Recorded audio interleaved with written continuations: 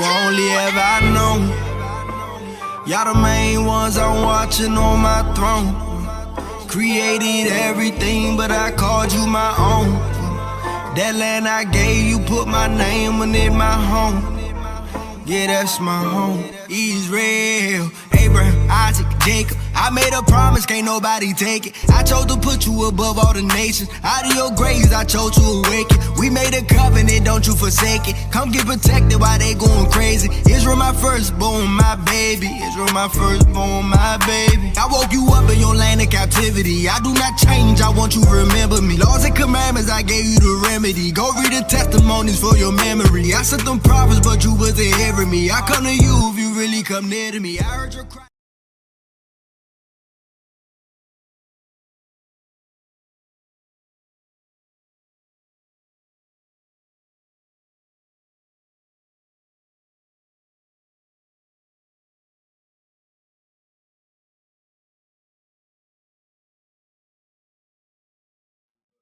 It says what?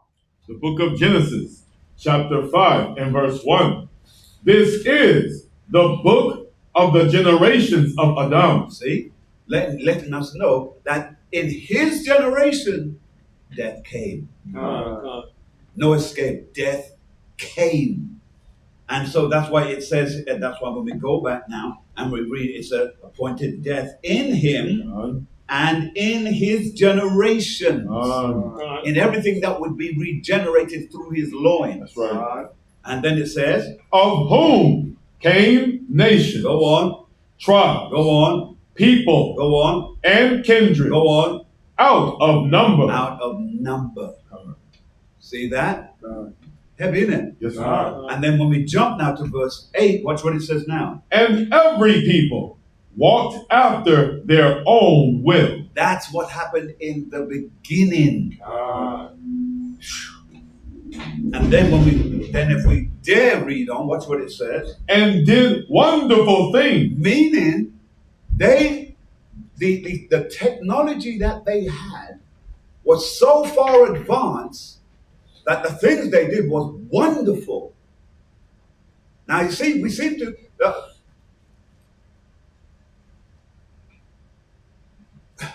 the Lord has put barriers as to how far our thoughts can stretch. And he's done that by way of how he has segmented off the earth. That's why we have a wall of ice all the way around the earth. Some of us believe that that's where the earth ends. No. That's just a part of the earth that the Lord gave to us. Right? Now, in the beginning, there were no barriers. And you have to ask yourself, how do we get 200-300 foot ice walls? How do you create that? It had to be a form of water that was yet on the earth back in the days of the flooding. And when everything dried up, certain things stayed in place according to the will of the Most High. So now, and that's why you hear people saying now because they have planes that can fly. So we seem to see objects that had no business being over the ice. And we didn't go too far. We had to come back. What were some of those objects? Pyramid type objects. And yet when you look across the face of the earth, every single continent has a pyramid. That's right.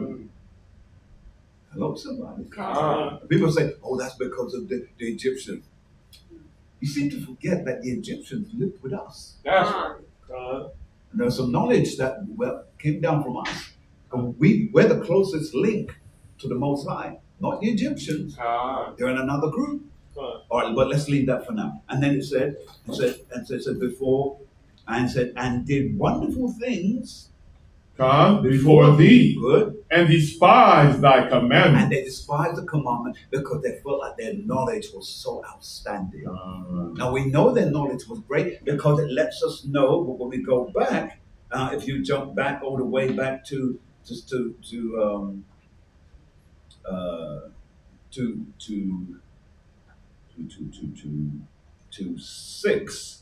it lets us know. If you just read that very quickly. Verse 6. And thou leddest him to the paradise which thy right hand had planted.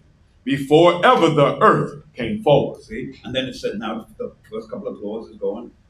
And unto him thou gavest commandments. So they had commandments, therefore they were filled with knowledge. And then when you put a hold on that now, jump back to Genesis chapter 2 and read, if you please, the latter clause or the middle clause of verse 9, 2 and 9. It says, Genesis chapter 2 and verse 9, middle clause.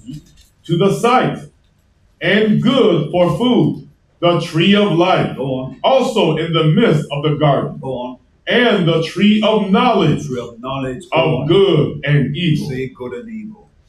So the knowledge was there, but also evil was there as well. Why? Because that's when men started to do their own thing. Yes, sir. Does that make sense, everyone, so far? All right. Now that we got that, I want us to now jump forward, if you please, to chapter 5. And we are going back to Galatians, so don't think it's just trying to ask a question. I wanted to see where you are. And then if you begin reading, if you please, at verse 22. The book of... It's lucky, if you begin at verse 21. Yes, sir. The book of 2nd Ezra, chapter 5, verse 21, page 19. And after 7 days, so it was, that the thoughts of my heart were very grievous unto me again. Read. And my soul recovered the spirit of understanding. Come on. And I began to talk with the Most High again. Now, there is a, I shared it just yesterday. There is a way that the Most High communicates with us. And I think we'll do that down the road. But notice the key word that he tells us here is this. He says, verse 22 again, if you please, sir. Verse 22, and my soul recovered the spirit of understanding. Recovered the spirit of understanding. Underline that. Yes, sir. The spirit of understanding. There is a spirit that gives us understanding, or there is a spirit that leaves us ignorant. Scripture tells us that. It's in black and white throughout the scriptures. You know, he keeps some in darkness, he brings some into light, and so on. John chapter 1, that's St. John chapter 1, read that makes it very apparent there. And so watch what he says now. He says, and my soul recovered the spirit of understanding. Mm-hmm. Then it says, and I began to talk with the Most High again. Let us know that when you hear people say, well, I just spoke to the Most High, shut up. Shut your mouth. We've advanced past those foolish days where you say, oh, the Lord told me. Lord didn't tell Benny Hinn or any of those people anything. That's right. So here when we read this now, and it says in verse 23, watch what it says now, read for me. And said, O Lord, that bearest rule of every wood of the earth. Of what? Of every wood of the earth. Every wood of the earth. Right? And we know that wood comes from trees, and trees is a typology of man. All right. So remember, always got to remember that in case. All right. Let's go to Job, because again, I always got to think about those who are watching us. Let's go to Job. You know what I want. Job, because we want to show that there's more than one meaning to the reason of the word. All right, let's go if you please. Job, chapter 11.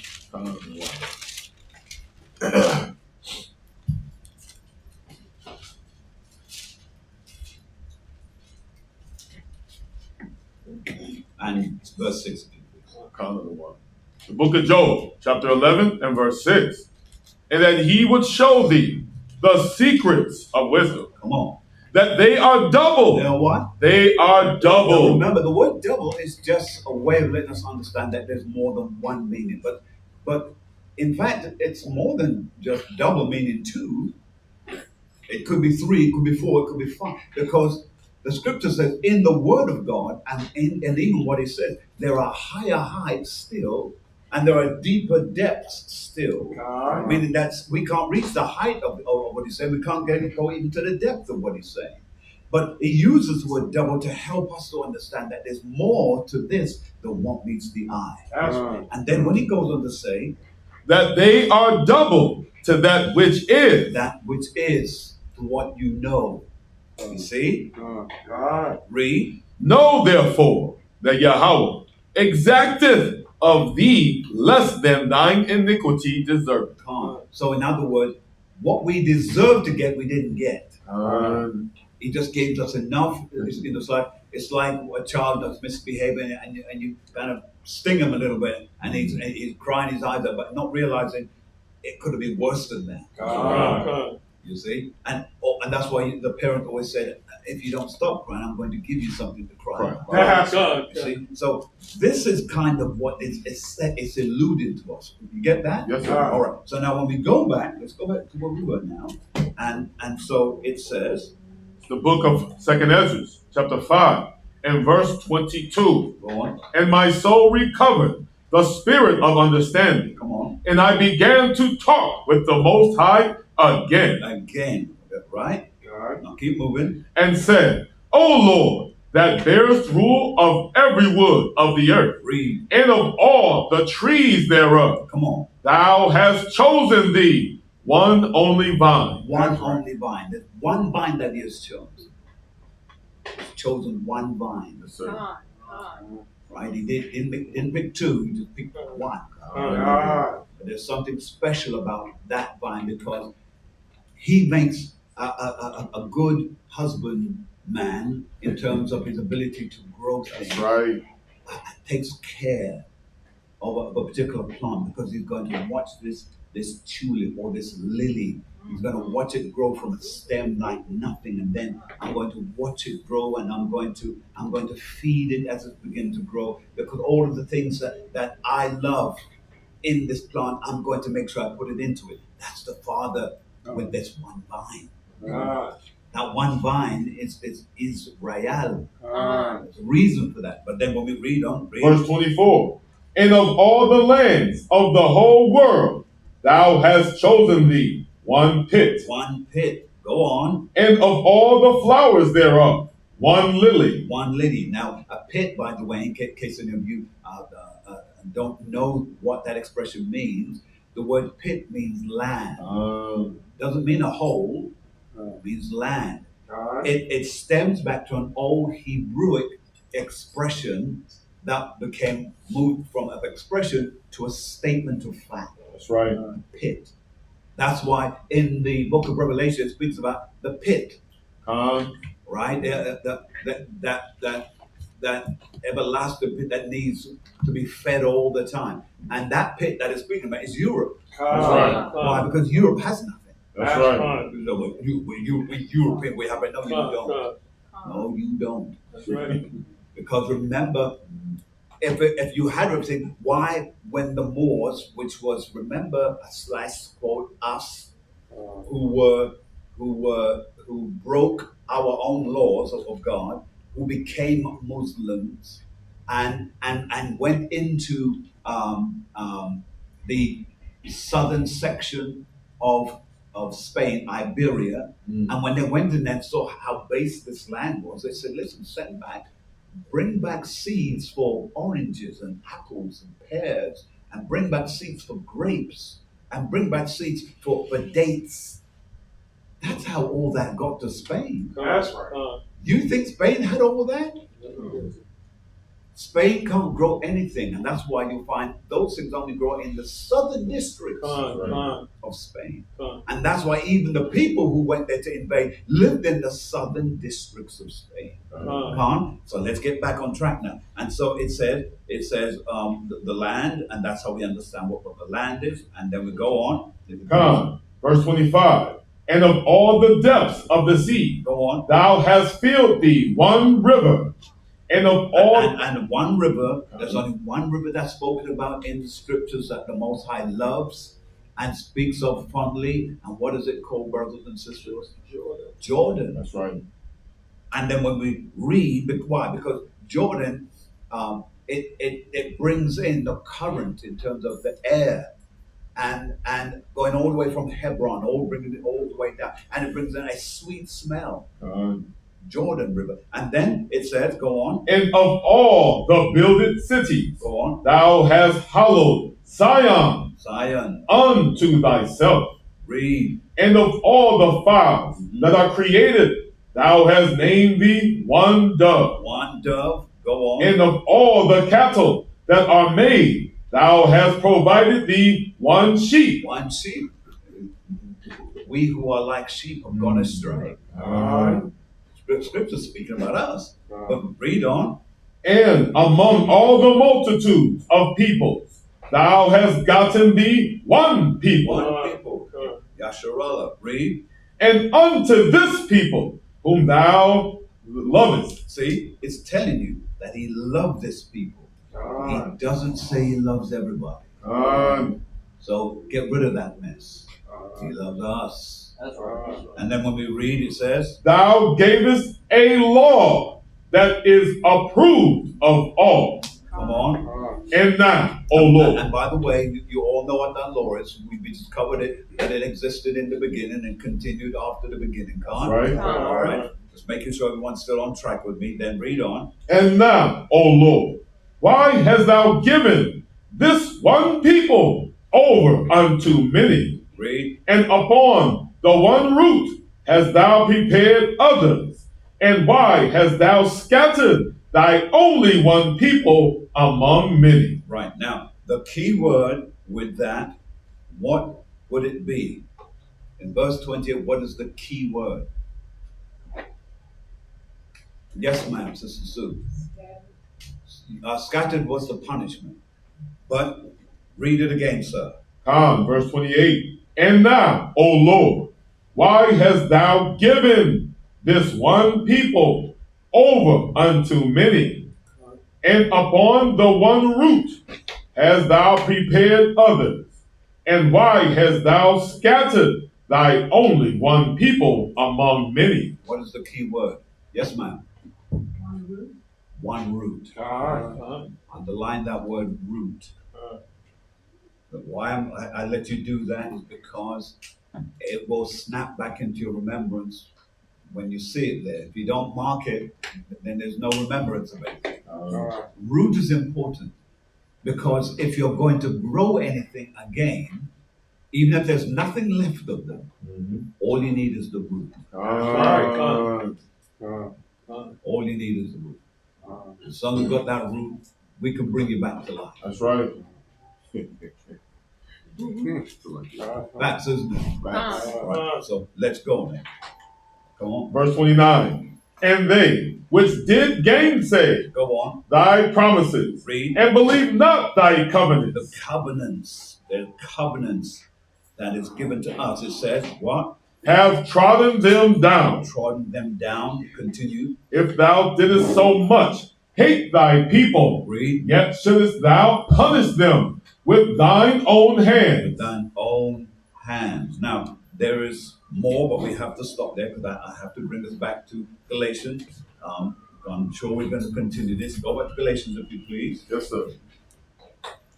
All right. Now I'm going to show you some very quick things because we won't have time to go over all, but I want to show you some quick things because I want you to kind of get it, right? All right. So just before we go back to Galatians chapter 3 and 1 to deal with the remedy of how all of this takes place, let's hit on the key points that touched us in the book where we were, right?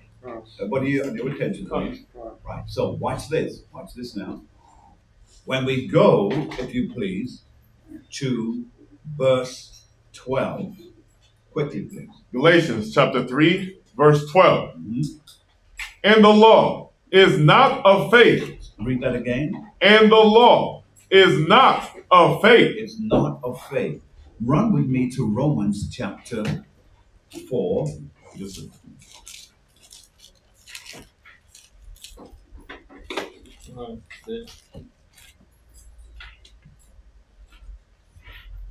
I want you to read verse 4. The book of Romans, chapter 4 and verse 4. Read. Now, to him that worketh is the reward not reckoned of grace, but of debt. But of debt. Everybody got that? God. All right. Now, if I ask you, could someone explain that? It's one verse. All right. Let's help you out with it. Jump back to verse 1. Yes, sir. Romans chapter 4, verse 1. What shall we say then? That Abraham, our father. Who? Abraham, our father. Go back. What shall we say then? Go on. That Abraham, our father. Our father, go on. As pertaining to the flesh. Read. Have found. Go For on. if Abraham were justified by works, Read. he hath whereof to glory, but not before Yahweh. Read. For what saith the scripture? Come on. Abraham believed Yahweh. He did what? Believed He Yahweh. believed Yahweh. Now, who can tell me, why did Abraham believe Yahweh? Yes, sir. Did you tell me? It's because when he had to sacrifice his son. Very good. That's part of it. Right. Very good. But before his father, before his son,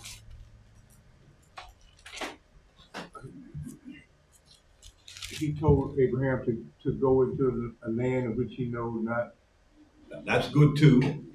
But after that, When the angels appeared to him before Sarah got pregnant, and she laughed when he told everybody when I return, yes, you will have a son. come on, that's it. That's it. That's your key. Because and you are right, it took faith for him to say, I want you to leave your father's home and go where I tell you. You know how madness that is? You sending me away, and if you look at where of the Chaldees is, that's Kuwait. That's way over on the other side, Indian Ocean. Way over. Now he's bringing them from there all the way across, coming across Arabia, to parts of what we call today Iraq, all the way down. And now he's coming into unknown land, because the land at that time was inhabited greatly by what we call African Hamites. Greatly. Because remember, they were supposed to go all the way into Africa. They said, no, we like this portion here. We stayed here. So they broke even the law of that. But they stayed there. And look what the Most High is doing. He's sending him all the way down. And guess what he's doing? He's going all the way down, and he's believing the Lord, that the Lord is going to take care of stuff. See that? And that takes a great deal of faith to go where you've never gone before. Right? And then after he's there, he's living in tents. Enough faith that you had to set up tent in nowhere, isn't? There's nowhere here.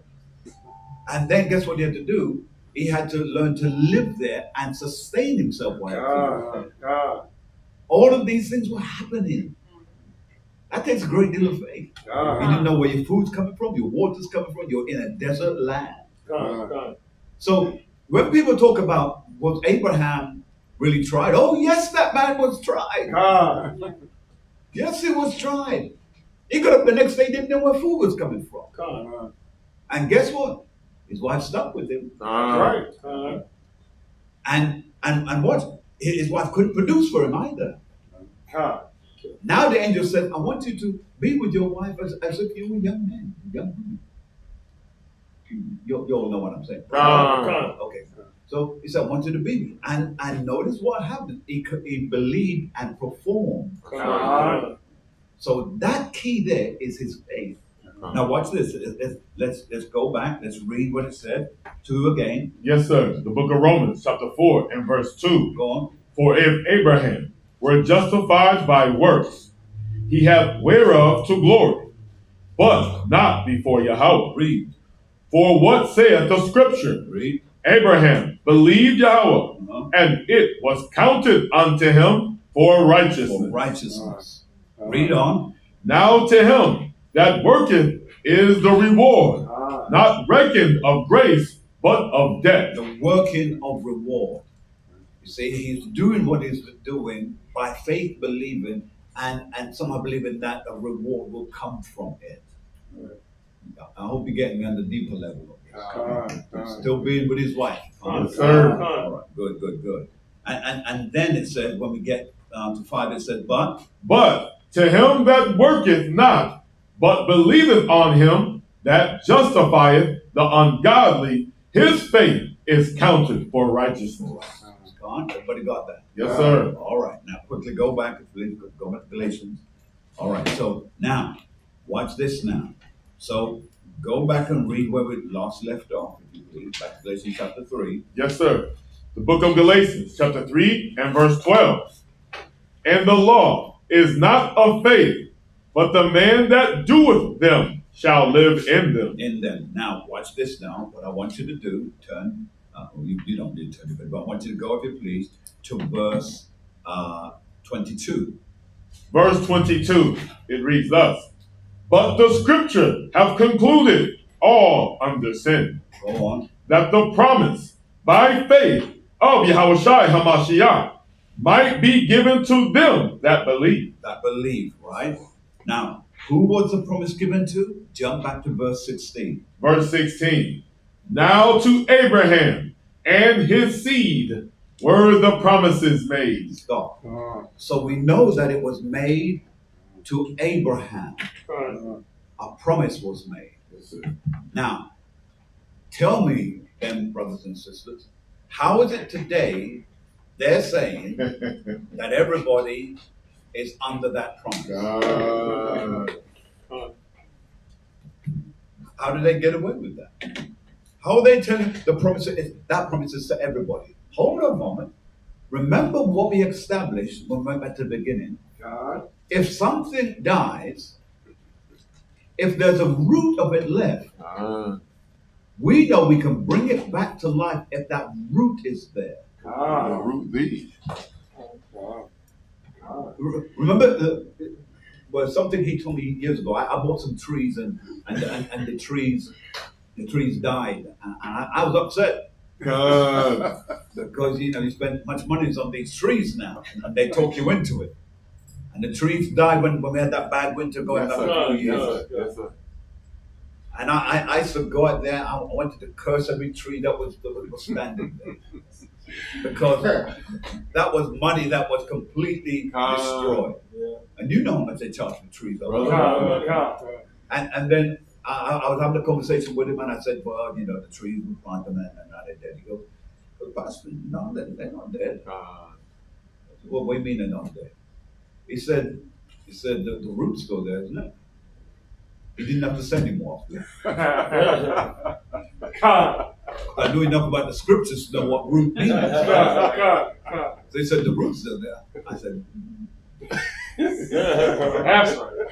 and then you go, and if you saw those trees today now, because now what happened is, so long as you've got a root here, back to Abraham, chapter 16, read what it says. The book of Galatians, chapter 3 and verse 16.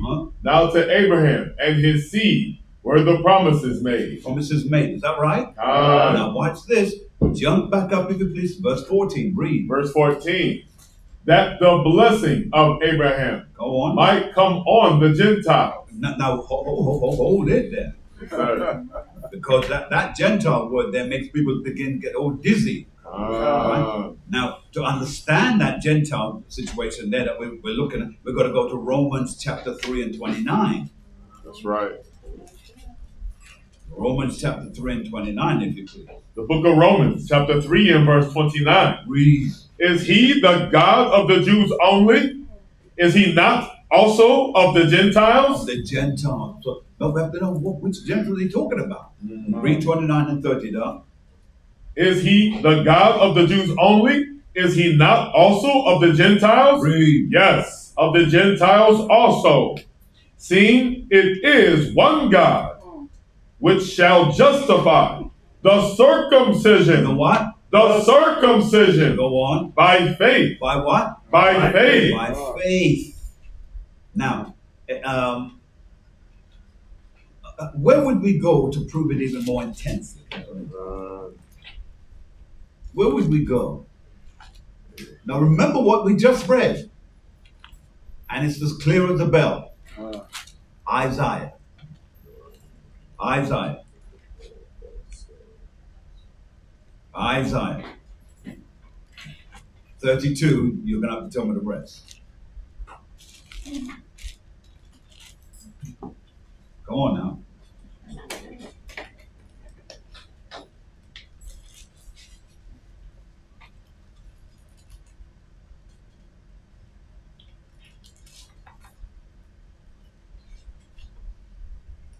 Isaiah, are we there? 32, 15, let's go. The book of Isaiah, chapter 32, verse 15. Until the Spirit be poured upon us from on high, and the wilderness be a fruitful field, and the fruitful field be counted for a forest. For what? For a forest. For a forest. Read on. Verse 16.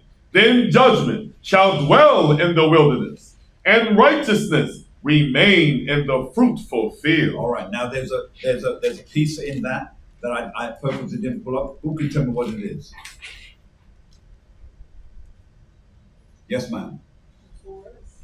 Yes, but I mean in the whole chapter there's a piece that I've left out purposely. We read the other piece to make sense of it, but there's a piece. Anyone? Grace and peace, Pastor. Grace and peace. Would that be the wilderness? Because only we was in the wilderness. No, it's lucky. I don't mean no as in no, because yes, the wilderness is. See, we are going to be in the wilderness, and the wilderness is going to bloom like a rose again. It's going to be like a garden. Everything, whilst we are there, we're the key to bringing back life to everything, according to the scripture. So where are we? Yes, sir. Grace and peace, God. Would it be the fruitful field or field? What verse is that, sir? The latter verse. Yeah, I know. Well, what verse is that? 16. 15, right?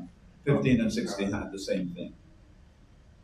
Let me just quickly prove it. In 15 it says, in the middle clause it says, and the wilderness be a fruitful field, and the fruitful field be counted for a forest. And then when we jump down to the next verse, it said in the latter clause, and righteousness remain in the fruitful field, right? So we know that's speaking about us, but I want you to give me, there are other verses here. I want you, yeah? Would it be verse 13? Yes, ma'am. You said the beginning of 15 until the Spirit is that.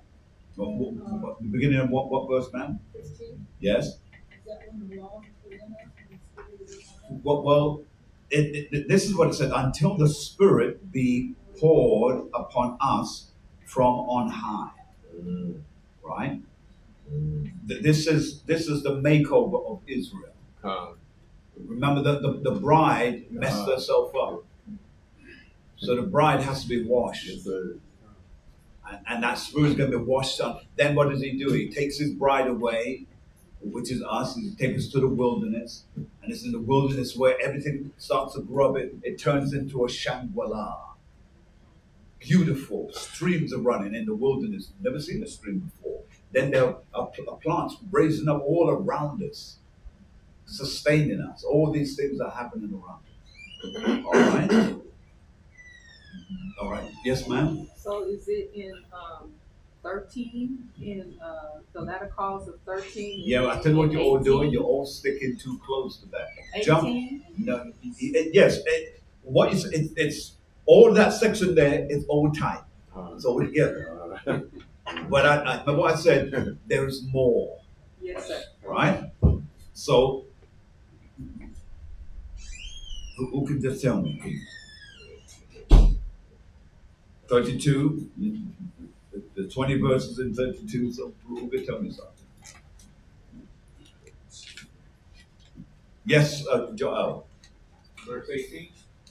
Verse 18. You do what they're doing, which is good, but I need to. All right, let's read it.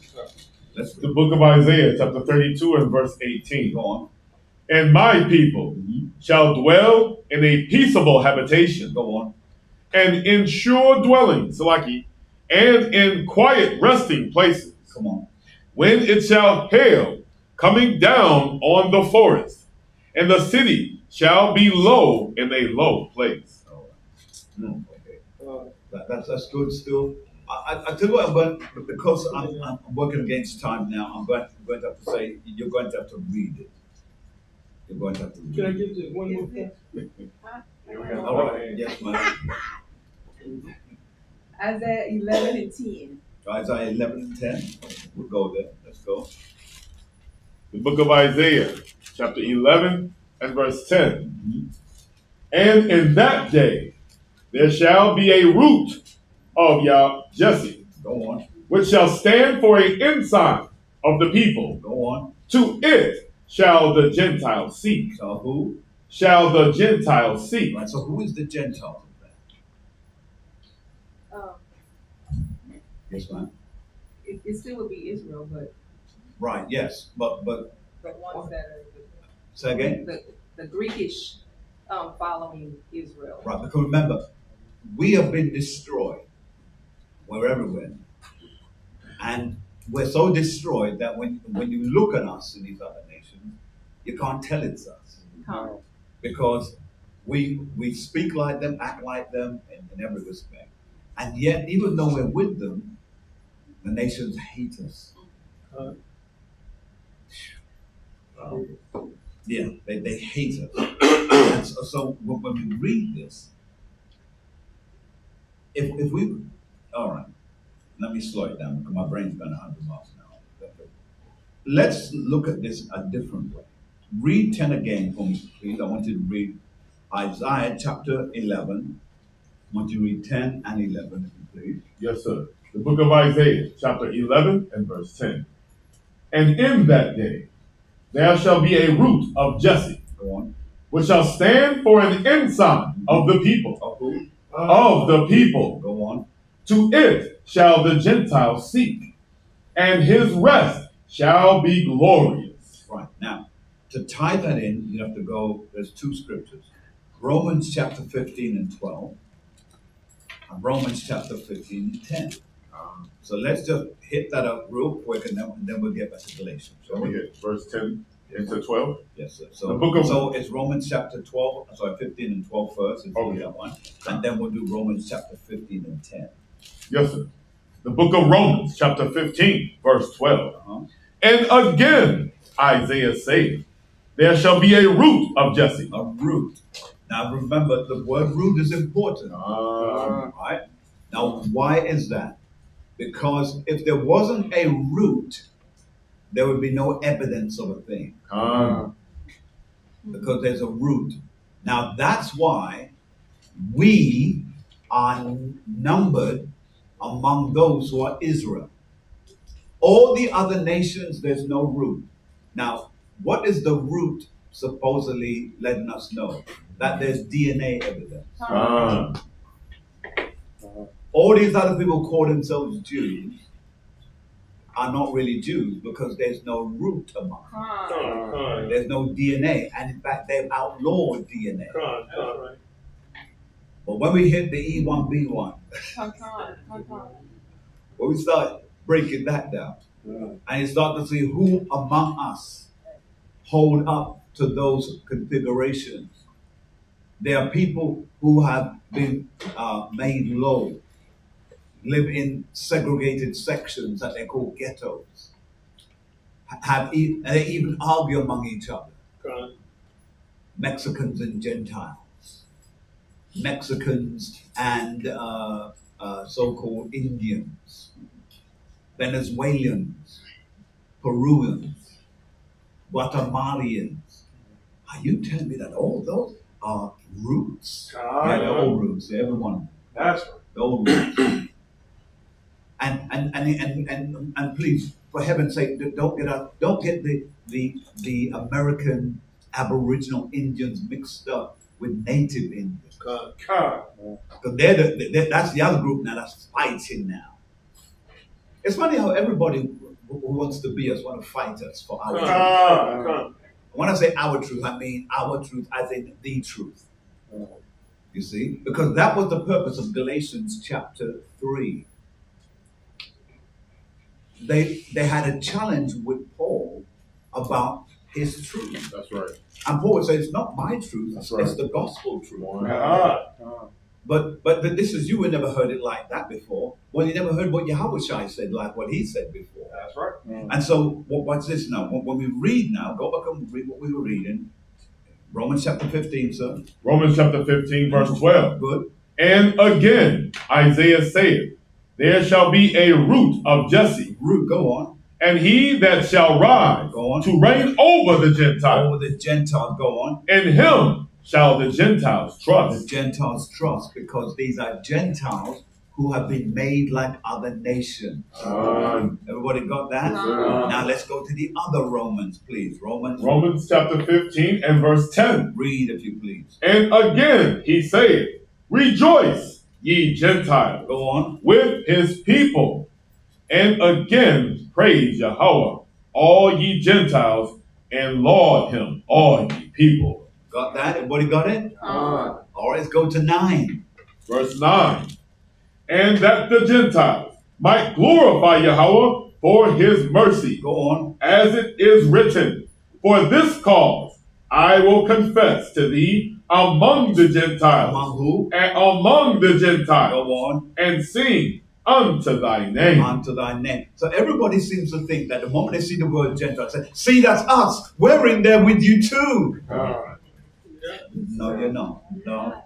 No, you'd like to be, but you're not. That's right. All right? All right. Now let's drop that, because I've got to move forward a little bit to stay on track. So go back to Galatians. Yes, sir.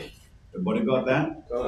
Last we read, what we read, 14, because we're dealing with showing that the promise was to us, right? Now, watch this.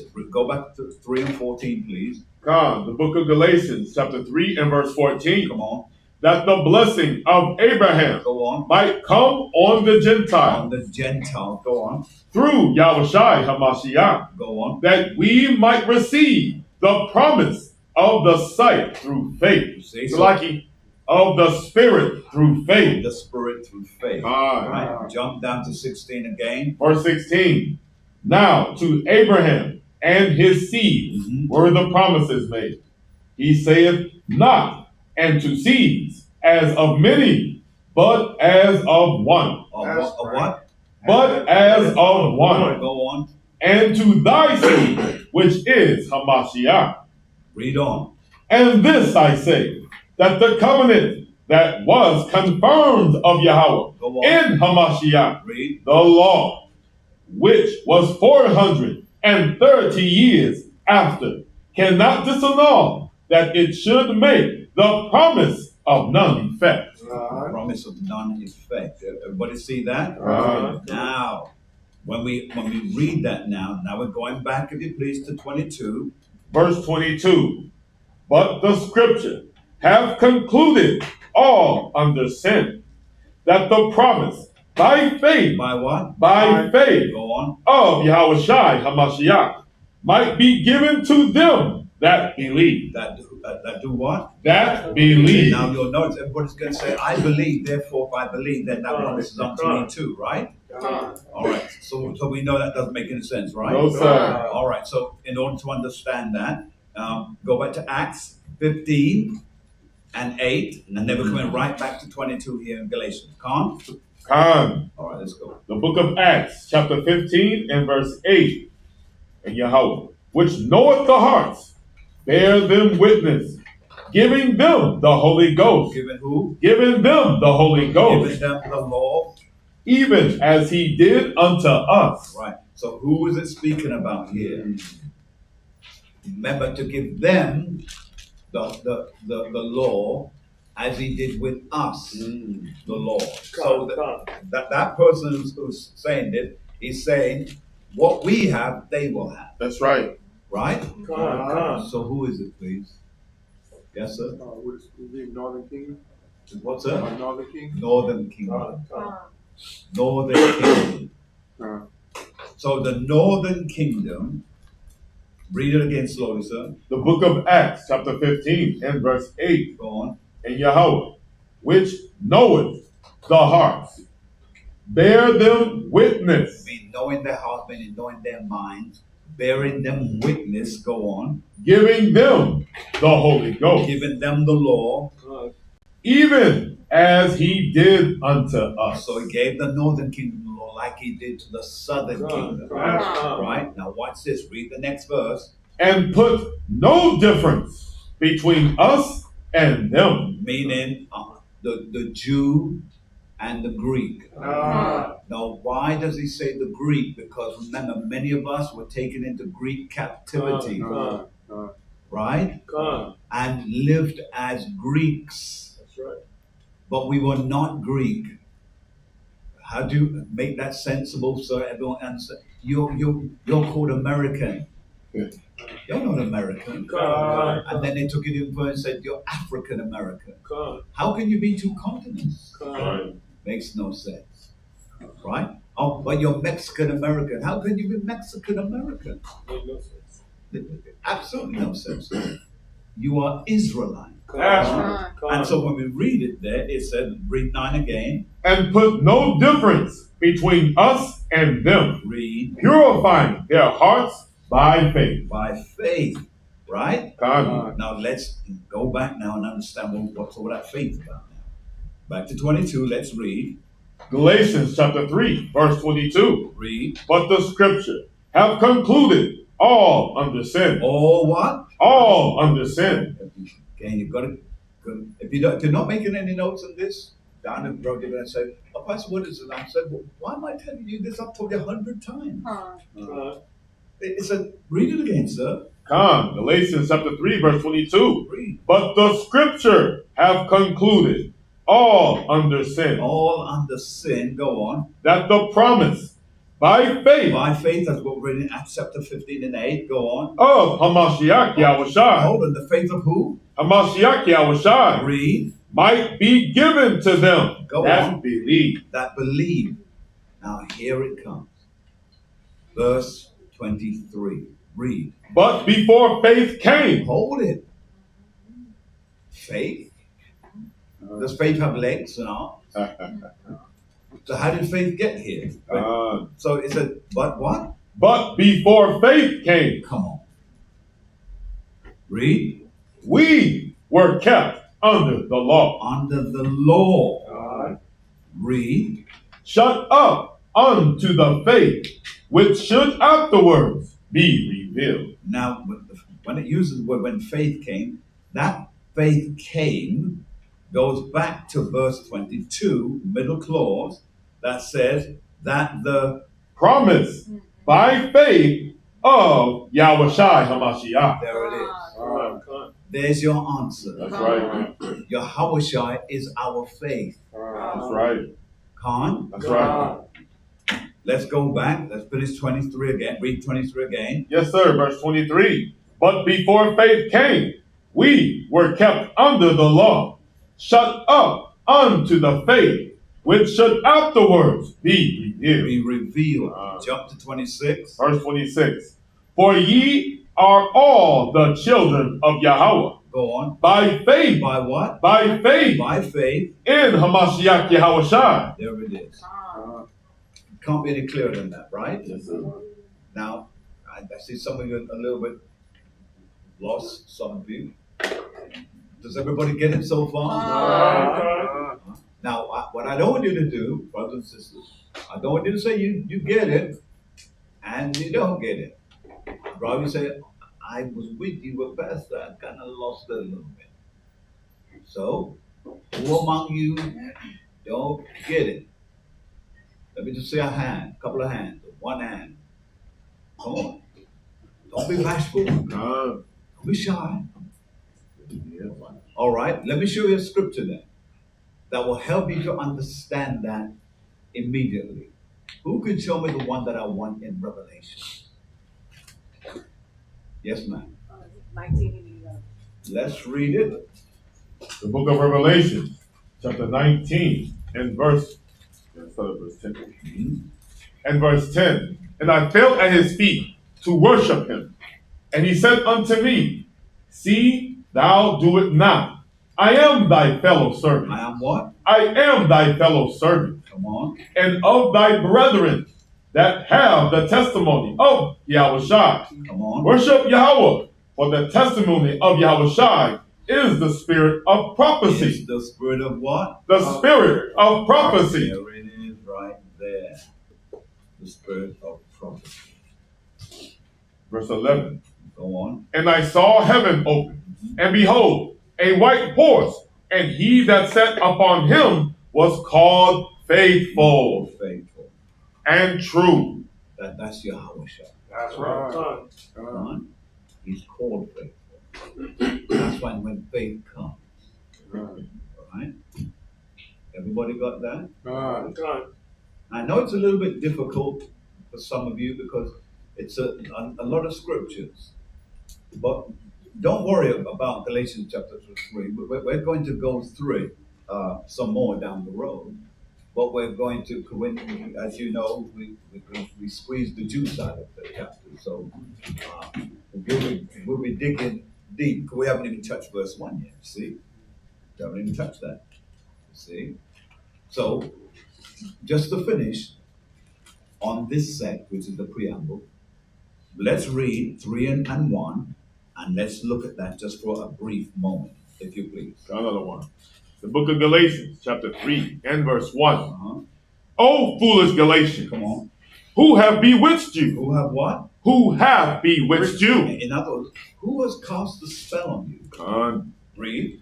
That ye should not obey the truth, before whose eyes Yahushua HaMashiach has been evidently set forth. Set forth. Crucified among you. Crucified among you. See that? In other words, who has bewitched you? And you'll notice that when you read this, the first 2 chapters is dealing with the confusion that has come about. You see? And this is chapter 1 and chapter 2. Same book of Galatians. And this is why you hear them talk about Paul's, and you hear ignorant Israelites saying, the Paul's doctrine, we don't believe it. Bruh, if you don't know, just don't say nothing. It makes you look, there's no such word as what I'm about to say, but don't make yourself more stupid. Please don't be. All right? So, but look at what it's telling us. It's telling us that they've allowed themselves to get drawn in. Now, we're going to stop here, and we're going to take it a step further on next week, should the Lord tarry. Do I have any questions from anyone so far before we go a step further? Any questions? Any questions? All right. So there's still a couple of things that I want to show you before we stop. We stop finally. Go ahead, sir. Grace and peace. Grace and peace. Could we say that Yahushua, so in the Old Testament, we see that they kept faith in the laws. Say that one more time, sir. They kept the faith through the law. Yes, sir. And seeing in the so-called New Testament, when Yahushua being in faith, was him being in faith, the concrete of the laws being set in stone, that they were always true. I got your first part. The second part, you kind of lost me just a little bit. Almost like make it a little bit more plain. So, almost like validation by prophecy and bringing Yahushua being the faith that the laws have always been true, in a sense. Yes. Now, let me see if I can break down a little bit what you said. All right. If you want to take notes, I should think that you should take notes of what I'm about to say. Very briefly. All right. Now, we have Abraham. Abraham is considered to be the father of faith. Right? Because he exercised his faith to go to a place he'd never gone before, but he took the Most High at his word. That's faith. When he got to an assigned place, he then was visited by some angels to have some lunch. And whilst they were preparing the kid for the meal, he told Abraham that he will have a son by this season next. His wife laughs. That's the second time laughter had occurred, because the first time was with Abraham. He was told that he was going to have a son when he had a person-to-person with the Most High. And then he laughed because he knew the condition of his wife. His wife then pushes him into having a child with an outside source, which again has much future prophecy attached to it, because they're both spoken about. Sarah and Hagar are spoken about as mountains, governments, rulership. Out of that, he believed, and from that he brings forth a son. Even though the angel said, "I will be with you," this time the angel never came back. So how was the angel with him? Because it was a seed that came through him that produced Isaac. Right? Out of Isaac now comes 12 tribes. Everybody with it? The 12 tribes here produces tribes that will at some future stage become governments. 12 dealing with foundation, 12 dealing with governments, authority, etc., etc. And the 12, in a sense, like the 12 disciples, will rule. Now, take it a step further. Out of that, he has two sons, two main sons as categories. One we want to deal with is called Levi, where we get the book Leviticus from. The other is Judah, where we get the word praise, adoration, glory. Everybody got that? Now, out of that, Levi has 3 children, right? Out of the 3 children, who quickly can name them for me? Just very quickly, just name them. Name Levi's 3 children. Yes, so what you got? Levi, Moses. He had who? Moses. Yes. Aaron. Yes. And the third one escaped me. Then you have Well, the third one's name is the name that Moses chose for his first son. Isaac. No, Goshen. Goshen. No, not Goshen. Gershon. Gershon, stranger. Right? Because it means he's a stranger. Gershon. Right? That's what Gershon means. He's a stranger. Now, out of that, you have Moses, Aaron, and let's see. I want to take you so much. I don't want to be long-winded. So out of that, the Lord focuses on Levi. Why does he focus on Levi? Can anyone tell me? Because out of Levi comes what's called the Levitical priesthood. Everybody got that? All right. quickly run with me to First Chronicles, real quick, because like I said, this is just meant to be quick. All right, then. First Chronicles, chapter 6. Yes, sir. All right. The book of First Chronicles, chapter 6.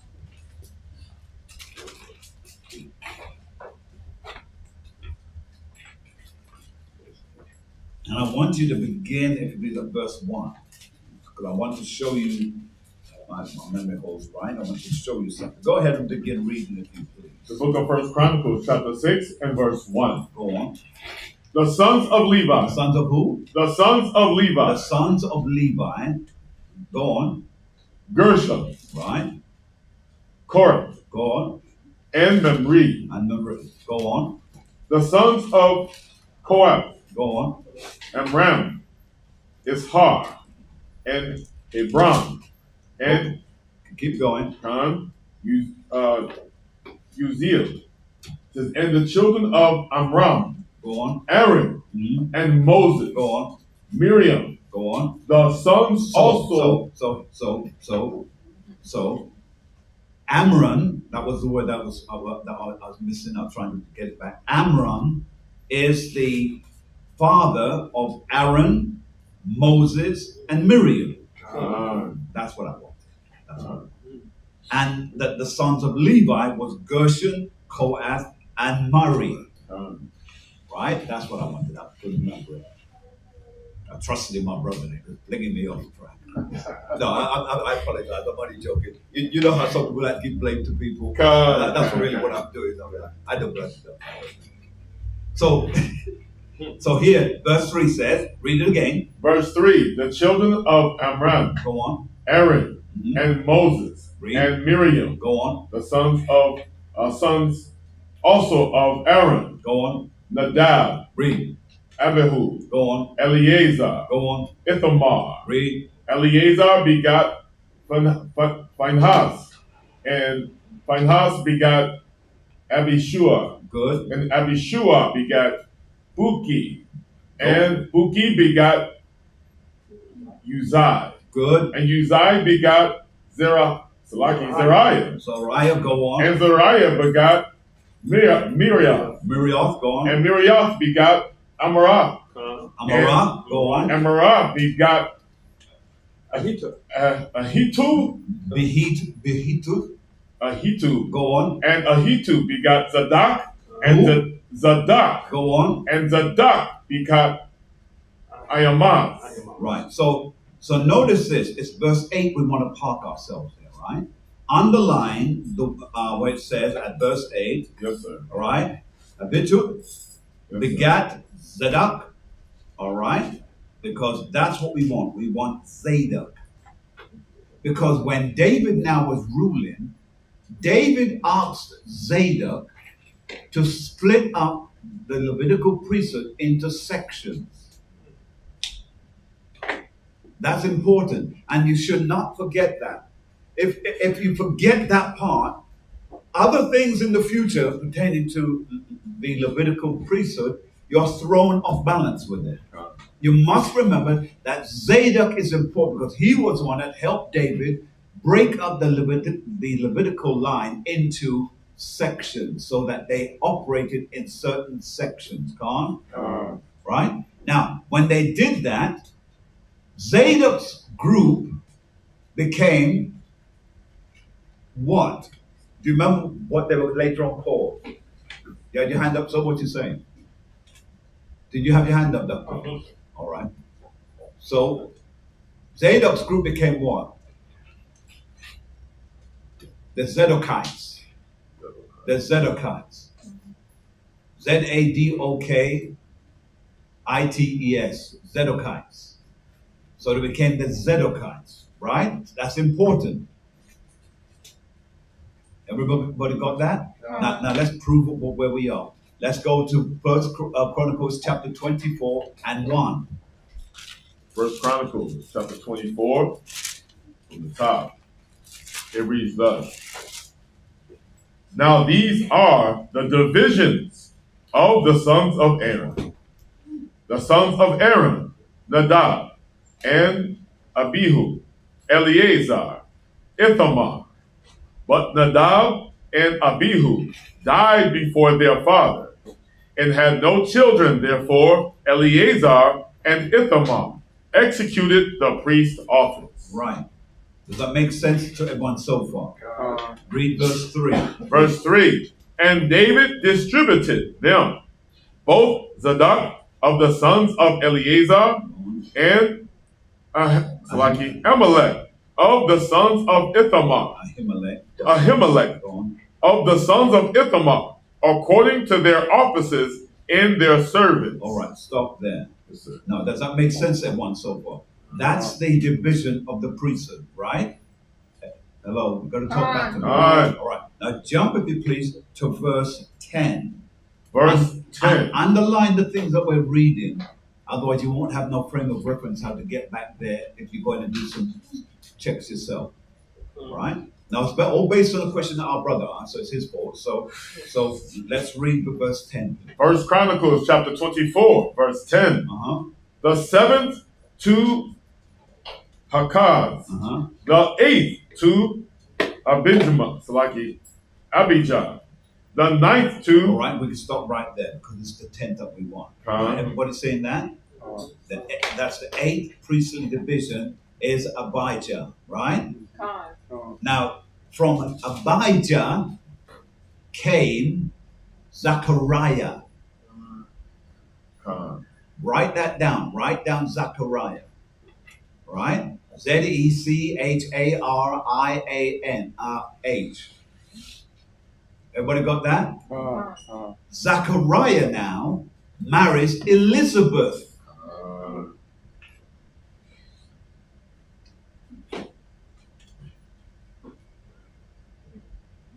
Elizabeth came from the bloodline of Aaron. Everybody got that? Is there any questions so far? So Zechariah and Elizabeth produces who? John the Baptizer. So you can see that John came from a Levitical bloodline, right? Yes, sir. From both his mother, who came from Aaron, and his father, who came from Abijah. Make sense, everyone, so far? Is there any questions? None? All right. The one who was called Zadok, or the Zadokites, he later, his name was changed to a group that is called the Sadducees. Hold on, say that again? I thought I'd wake someone. Yes, sir, the Sadducees. Zadok, who became the Zadokites, became the Sadducees. Yeah. Because these are Levitical groups. That's why they ruled on the priesthood. That's how we have now the Sadducees and the Pharisees, and then we have another group. Right? No. The scribes, they're not really a group. They are a group that is used for penmanship. So everything that is said is written by them. They stay in the background and they just write. And they collect the writings. That was a norm in Israel. If you happen to be speaking, let's say you're back in those, and you have to be writing, and I'm a scribe. As you're writing, as you're speaking, I'm writing down everything that you say. Now one would say, well, why would you do it? Because I'm led to do that. Baruch did that. And Baruch was the scribe for who? Jeremiah. That's right. You see? And so with that understanding, there's a point that I'm trying to get. I can't remember. You're talking about the third group. Yeah, the third group, yes, the third group. The third group is usually, they put in there the Herodians. usually they put in the Herodians because they became a very powerful sect. That's right. Although they came from, and by the way, the Herodians are the Edomites. Oh yeah, that's how those inbreds got into our life. Make sense, everyone? All right. Now watch this. Run to Luke. Run to the book of Luke very quickly. I want you to go to Luke chapter 1. Let's make sense of this. And I want to begin, if you please, at verse 5. The book of Luke, chapter 1 and verse 5. Here we go. That's it. There was in the days of Herod. There we go. And remember, Herod, if you haven't done this as yet, you should put an arrow there and put it in brackets or circle. Edom. All right. Let's go. There was in the days of Herod, Read. the king of Judea, Come on. a certain priest, A certain who? a certain priest Go on. named Zacharias, Go on. of the course of Abia. There it is. So it's Abijah, actually, because it's A-B-I, Abba, and then Jah. And really, that's the anglicized version, but it should be Yah. But the J should be a Y. All right, everybody got that so far? No. So now we're seeing it. Everything that we went through just a moment ago, it's led us to this point to prove it. Con? Yes, sir. All right, and then it says, and his and his wife was of the daughters of Aaron. There it is again, proof. Read. And her name was Elizabeth. Elizabeth. All right. Any questions so far? Now, the reason why you have to write this down, I know you all don't like to write, but the reason why you have to write that down, because I just gave you a breakdown of the history. And read on now, sir. Yes, sir. Verse 7. It's lucky. Verse 6. And they were both righteous. What? Righteous. See, so a husband and wife can be righteous. Don't get this nonsense in your head that my husband is righteous, but I don't, or my wife is righteous. No. You both can be righteous. Just keep the spirit. Keeping the spirit means keep the laws. With me? All right. No. Now, finish it, please. Righteous before Yahweh. Come on. Walking in all the commandments. Come on. And ordinances. Come on. Of the Lord, blameless. Blameless. No one could blame them. Now, this next verse I want you to read. I want you to read it for a reason, because many of our people, we think that today we can't ask God for the impossible. We really do.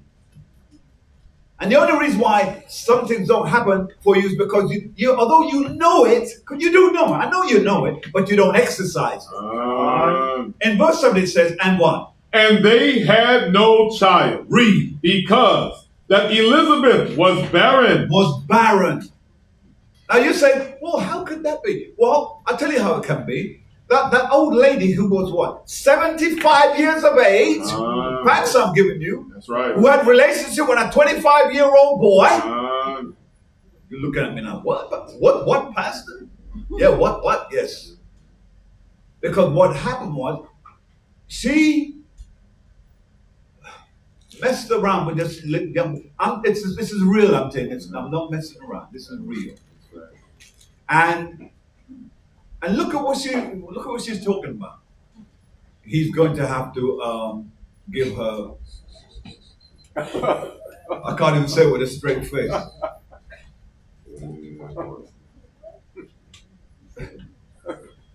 Pay some child care. Child support. But the thing is, the mother won't live long enough to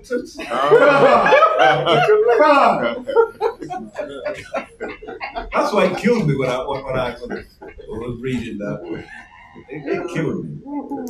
But then anyway, let's stay in the spirit. Right. So where were we, sir? We are verse 7, sir. Right. So I want you to drop that and jump to 11, sir. Verse 11. Luke chapter 1 and verse 11.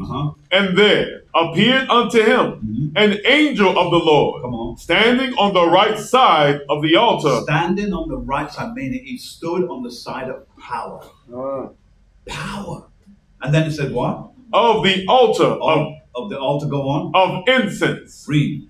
And when Zacharias saw him, he was troubled, and fear fell upon him.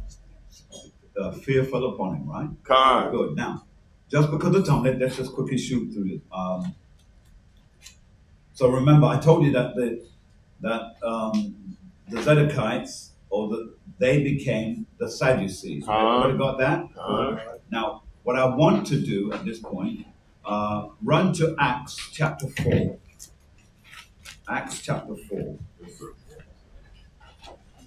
Acts chapter 4. Now, why did I want to bring that up? Because I want you to understand this as well. The head of the Sadducees that year was who?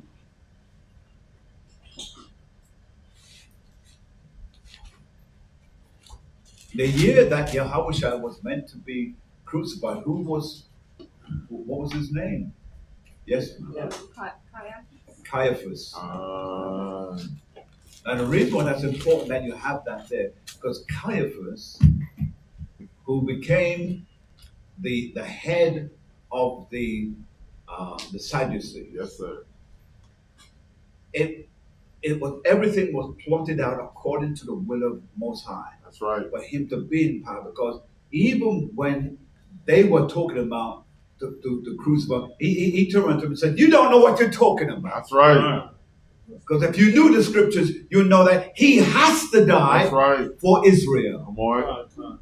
And that was deep, because that bothered me for such a long time. I had to go do some back.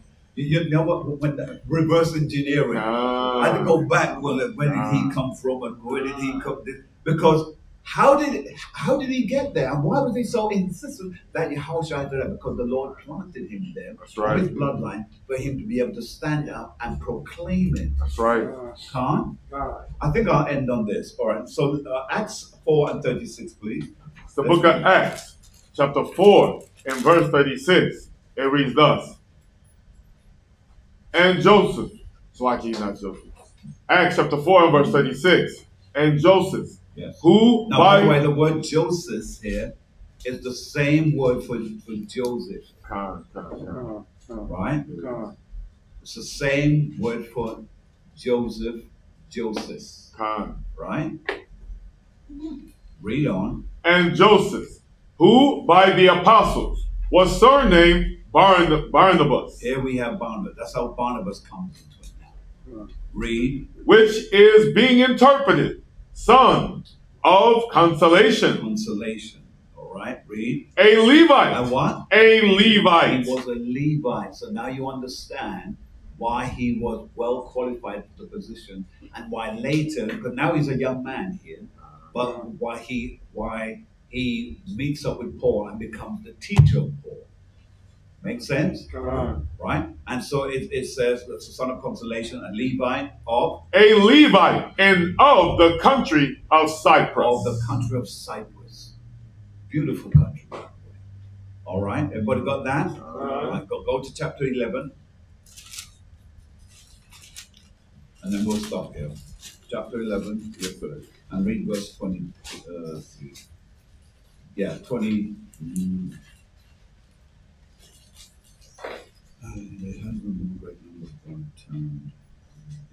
All right. Read verse. Yes, sir. I think you need to read verse 19, so I'll come down. The book of Acts, chapter 11 and verse 19. Now they, which were scattered abroad upon the persecution that arose about Stephen, traveled as far as Phoenice and Cyprus and Antioch, preaching the word to none but unto the Jews only. See, so they went from Phoenicia all the way to Cyprus to Antioch, preaching the word to none but the Jews only. Right? So our people lived in these these places that were called Phoenicians, they were called Cyprians, they were called Antiochians, and all of these people were Jews mixed in with the other nations. Read on. Con, verse 20.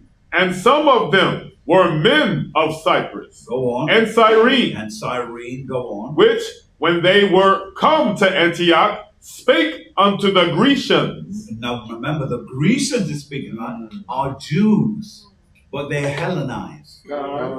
Right? Go on.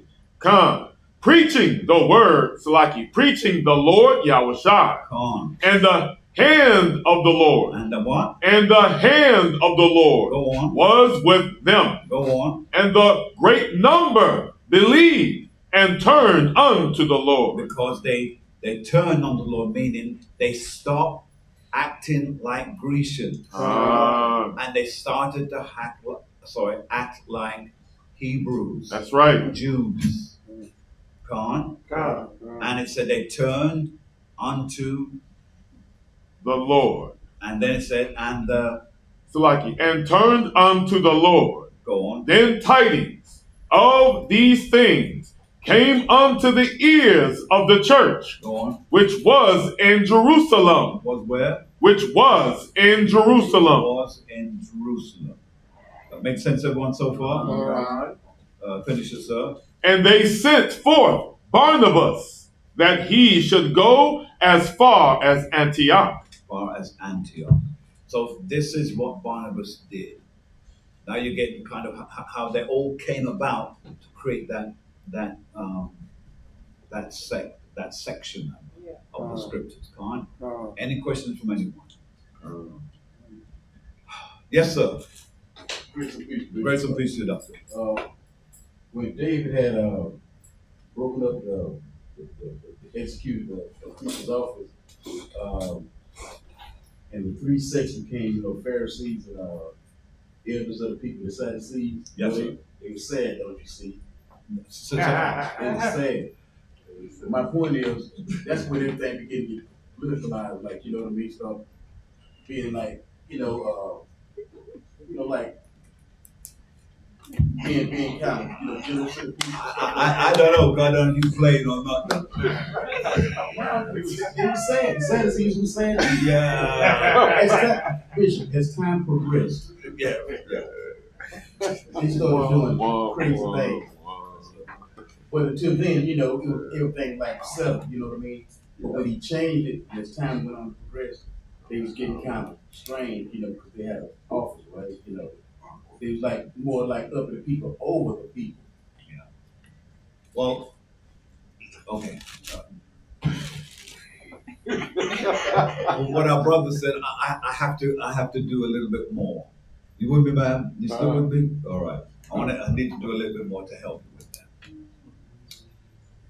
The Pharisees are considered to be what's called the middle class. Right? Make a note of that. They're the middle class. Right? The Pharisees are the middle class.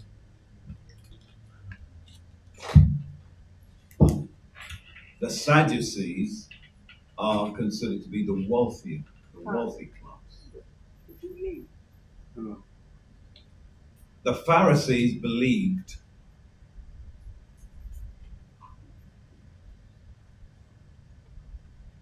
to obey the laws of Moses.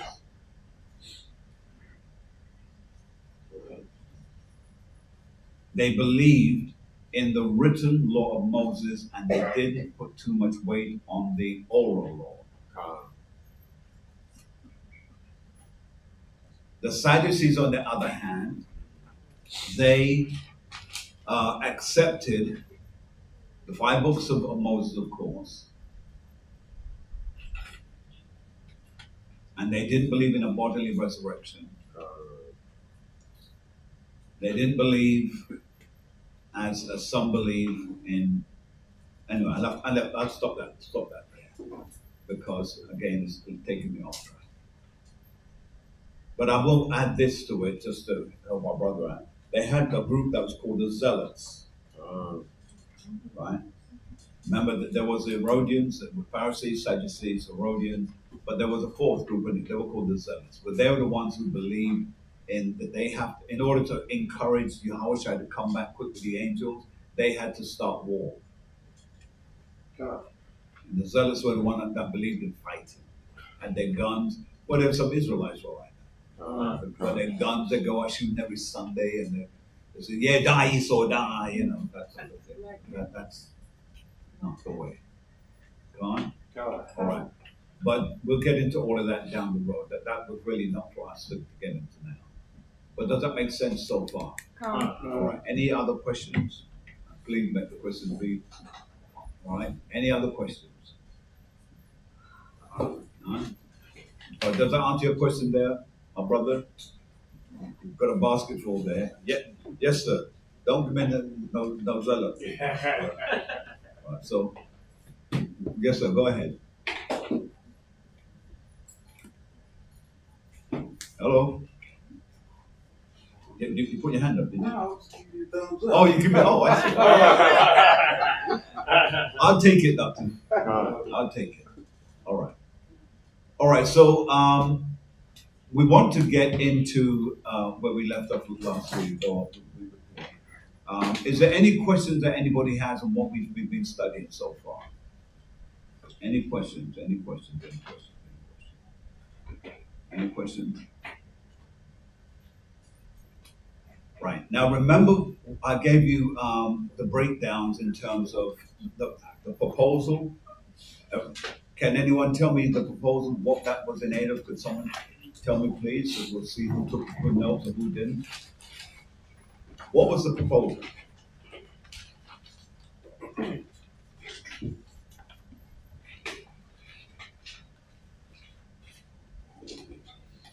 What was the proposal? Yes, sir. Grace and peace, Pastor. Grace and peace to Doctor. Was the proposal of the covenant relationship with Israel after they led them to Mount Sinai. Very good. They led them from Egypt to Mount Sinai. Very good. The I do, what was that? Let's give somebody else a go, sir. What was the I do? Do this quickly, please. Yes, Johanna. That's when we all agreed to the laws and the things that when we came out of the wilderness, we agreed to do. Agree. All right, agree. So what did that come under?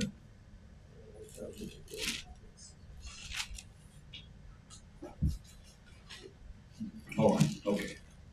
Let's move on for time purposes. I need to move quickly now. What was the vows? The vow was what? That is Israel. Yes, ma'am. The Ten Commandments. The Ten Commandments. And what would they say they would do with the Ten Commandments? They would do what? They would keep it. They would obey. Right. They would obey. Very good. All right. Now, what is the symbolic language here that we're dealing with? The symbolic language. The marriage is what? A metaphor. A metaphor. Why? Because God doesn't marry anyone, right? He doesn't marry anyone. So people say, "And what God married this?" Well, no. It's symbolism. Because remember, Israel is called a woman, right? How is the word used when Israel is called a woman? What, sir? And you know better than to shut it up. Right? You're a senior here, and if you start to do that, people will follow. So that's not what we do. So here's what we have to understand. She's a calmly, Israel is what? Is what? What you just said, but what? How's it said? Yes, sir. Okay. Mike it. In the book of Isaiah, I think she's mentioned as a comely and delicate woman. Yeah, but how is it said?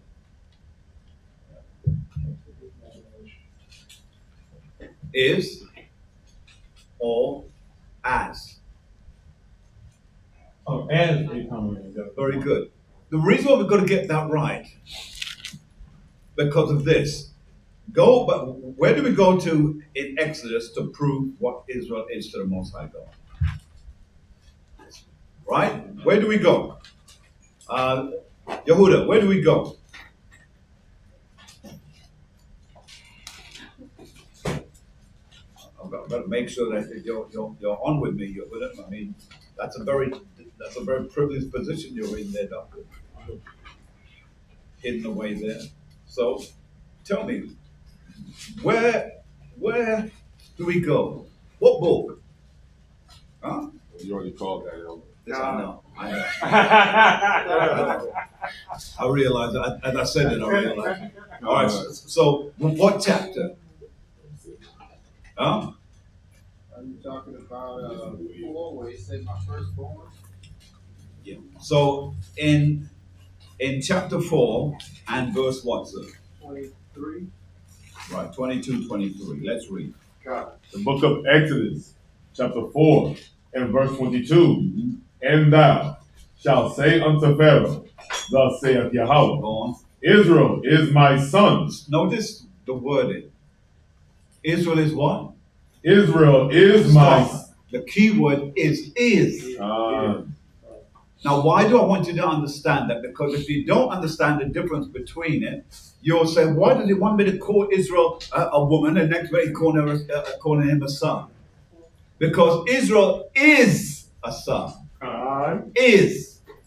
Right? Yes, sir. But Israel acts like a woman. Right? Because that's why I said she is as. Does that make sense, everyone? Because if you don't understand, you won't understand what we're looking in terms of the symbolism. That's right. And the metaphor that's related to this. Does that make sense, everyone, so far? A metaphor, right? So a metaphor is an example, right? An enactment, a way that you look at it. Does it make sense? So Israel is really a son, because it says, and thou shalt say unto Pharaoh, thus said the Lord, Israel is my son, even my firstborn. Can't be any clearer than that. And he challenges that with their firstborn. That's why in the next verse it says, read. And I say unto thee, let my son go. See, let my son go. It wasn't using figurative or metaphor. They say, that's my son. Let him go. Read. That he may serve me. And if thou refuse to let him go, behold, I will slay thy son, even thy firstborn. See that? So now it's son for son now, if you don't get with this program. Does that make sense, everyone? So that's why that is very important in terms of symbolism. So then there's no confusion. Say, well, one minute he's calling Israel a her, now he's calling him a son. It's the symbolism, because the actions that he acts like a woman, their spirit is like that of a flagrant woman who has no morals and has no scruples. That's what it's saying, right? That's right. Now, also, we dealt with the unfaithfulness and the restoration of Israel. Does that make sense, everyone? Right. So now we get why all this is written there. Now, go to Jeremiah, and we will finish this week. So I want to go to Jeremiah, and I'm going to be moving with you now. Jeremiah chapter 2 and 27. Now, you can ask questions. I don't mind, so long as it's on topic. If it's on something else, I don't want to know. All right. So here we are, Jeremiah chapter 2 and 27. Let's read. The book of Jeremiah, chapter 2 and verse 27. Read. Saying to a stock, thou art my father. Thou art what? Thou art my father. Read. And to a stone, thou hast brought me forth, for they have turned their back unto me. Come on. And not their face. But in the time of their trouble, read, they will say, arise and save us. Because now the Most High said, I'm going to leave you now. I'm not going to answer to any of you until you as a nation rise up and call my name. Now, look at what has happened. We have been enslaved. We've been sent across the earth. We've got in all different manner of people, and they have used us, abused us, and raped us, and pillaged us. And look at what we've done. We still didn't call on his name. That's right. We still didn't call him. And now, some of us are now waking up. And when we're waking up, we're realizing that we are Israel. We are sons of the living God. That's why the question is asked. Israel, who are you? Sons of the living God. That's right. Read, sir. Jump down, if you please. You read, what verse did you read? 27. 27. Read on. Verse 28. But where are thy gods? Go on. That thou hast made. You made gods, believing that your gods are going to keep you. And they didn't do a thing. Read. Let them arise, if they can save thee in the time of thy trouble. Come on. For according to the number of thy cities, Read. are thy gods, O Judah? Wherefore, will ye plead with me? Ye all have transgressed against me, saith Yahweh. Now, jump back to verse 11. This is how that makes what you just read sense. Read. Jeremiah chapter 2, verse 11. Hath a nation changed their gods, which are yet no gods? See? God. We've changed. We had a real God. And we chose to make a God with our hands. And we had the unmitigated gall to pray to this little lump that we made out of clay. Huh? Read stuff. But my people have changed their glory for that which does not profit. Meaning they've changed their power. They changed the source that took them out of danger every single time to something that can't do a thing. That's right. Run with me now, if you please, to Ecclesiastes. Or Ecclesiastes. Yeah. Ecclesiastes. Yeah, Ecclesiastes. Ecclesiastes? Yes, sir. Run with me to verse. Oh, bear with me, just one moment. Bear with me.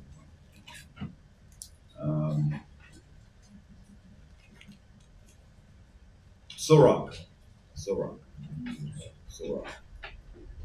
23. Read if you please, verse 22. The book of Sirach, chapter 23, verse 22, on page 84. All right. It reads thus. Thus shall it go also with the wife that leaveth her husband. Go on. And bringeth in an heir by another. By another. Now, before we get into that, let me ask you the question. Let me put this question to you. When we look at Adam in the beginning, and Adam found out that Eve had transgressed, what was Adam's duty as a husband? Is your hand up, sir? No, so I'm thinking. His duty was to chasten her. How? Rebuke her. Rebuke her? Would that have fixed everything, sir? Probably would. Yeah, but you are right. He was meant to rebuke her, but he didn't. All right. So if he didn't rebuke her,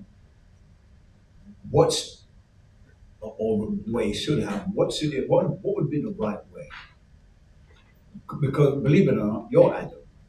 He's Adam. He's Adam. That's right. I'm Adam. So what should we have done to our wife? Had a conversation. You know what the Lord told her. Say again? You know what the Lord told her. The truth. You know, you would have had a conversation with her. You know, you wasn't supposed to do that. All right. So we both wasn't supposed to do that. You know, he gave a lot of you just like he gave it to me. Hold it. Hold it. Okay, now you've opened up another door. That's what Adam said. Well, let's go back. Let's go back.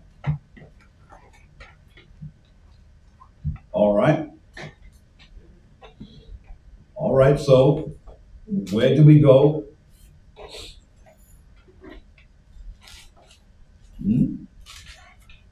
Where do we go? Now, I'm going to do this real quick. Genesis chapter 3, begin at the top. The book of Genesis, chapter 3 and verse 1. Now the serpent was more subtle than any beast of the field, Read. which Yahweh thy power had made. Come on. And he said unto the woman, Yea, have God said, Ye shall not eat of every tree of the garden? Read. And the woman said unto the serpent, We may eat of the fruit of the trees of the garden. Trees, meaning many. Go on. But of the fruit of the tree which is in the midst of the garden, Come on. God hath said, Ye shall not eat of it, Read. neither shall ye touch it, lest ye die. Read. And the serpent said unto the woman, Come on. Ye shall not surely die. Read. For God doth know that in the day ye eat thereof, Come on. then your eyes shall be open. Your eyes shall be what? Your eyes shall be open. Okay, so it's not, they weren't blind, so it had nothing to do with them seeing, but it had to do with how they thought. Read. And ye shall be as God, Meaning you will know the difference between good and evil. Go on. knowing good and evil. Right, now hold that. Hold it right there for a quick moment. Yes, sir. Go to Sirach chapter 25 and 24. Quickly, please. The book of Sirach, chapter 25, verse 24. Go on. Of the woman came the beginning of sin. Of what? The beginning of sin. Read. And through her we all die. We all died. Drop that, go back. And so then when we read verse 6, it says, and when? Verse 6. And when the woman saw that the tree was good for food, Read. and that it was pleasant to the eye, Read. and a tree to be desired, Read. to make one wise, Come on.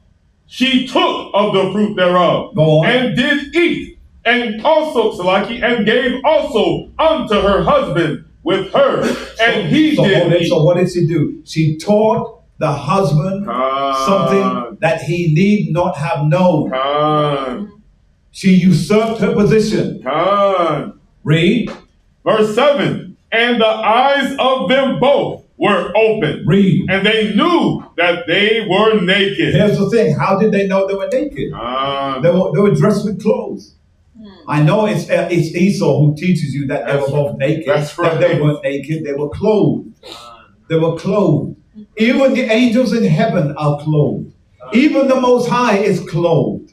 How do you know it's clothed? It says so in Daniel. That's right. So here when we read then, it said, that in verse 7 it said, read. And the eyes of them both were open. Come on. And they knew that they were naked. Read. And they sewed fig leaves together. Now, the fig leaves, meaning what? A false religion. Right? Hello. I'm trying to talk to you. False religions, right? And then what else did they do? Read. And made themselves aprons. Made themselves aprons. Go to Job chapter 31 and 33 quickly.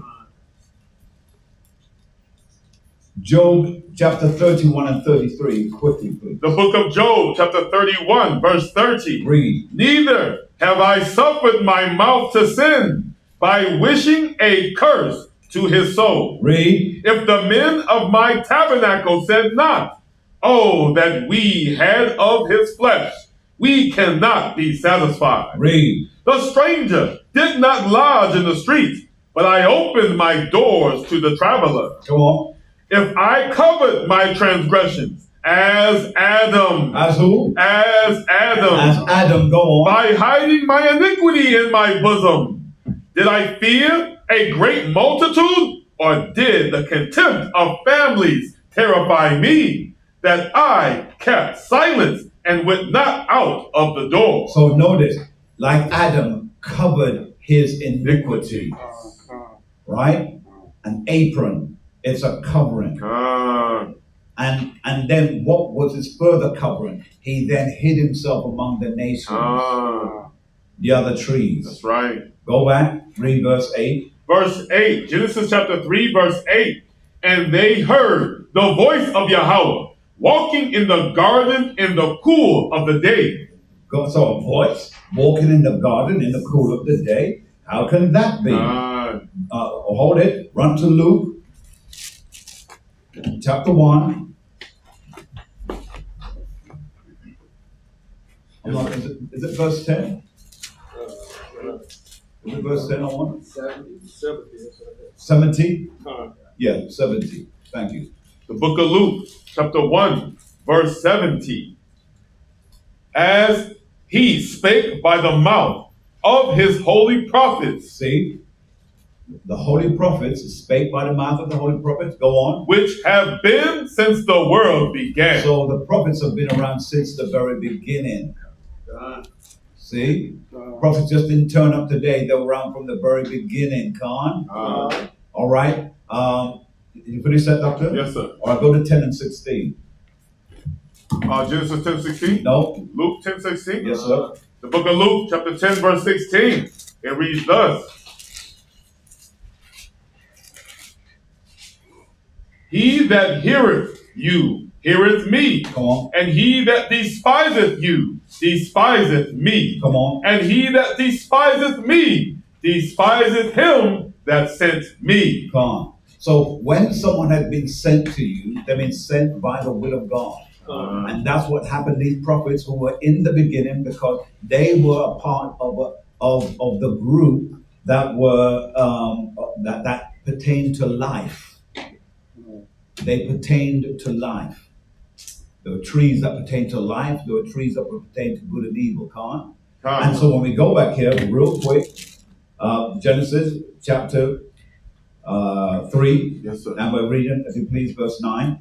Genesis chapter 3 and verse 9. And Yahweh called unto Adam and said unto him, Where art thou? Come on. And he said, I heard thy voice in the garden. Read. And I was afraid. Come on. Because I was naked. Read. And I hid myself. Go on. And he said, Who told thee that thou wast naked? Read on. Hast thou eaten of the tree? In other words, have you been consulted with the other trees?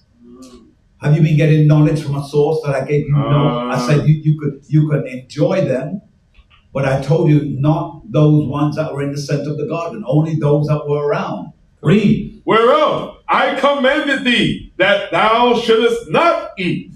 And the man said, The woman whom thou gavest to be with me. Right, that's the problem right there. Come. The man blamed. The man blamed. What is a man meant to do? Take responsibility. Take responsibility. Why must he take responsibility? Come on, everyone. Come on, brothers. Why? Yes, sir. Because he was left to lead, and responsibility is to take. Yes, he was left to lead, and the responsibility was for him to take both. Why? What you said is perfectly right, so you're not wrong. It's just I'm asking more why. Yes, sir. Because man was first made. Man was first made. That was right too. What else, sir? Because he's the head. He's the head. That's right too. Back. Go back. Keep your eyes on the swivel, doctor, please. Go, not you. Him. But go ahead. Say what you're going to say. Same thing. Yes, ma'am. Because the authority. He what? The authority was placed on him. The authority was placed on him. Yes. Yes, ma'am.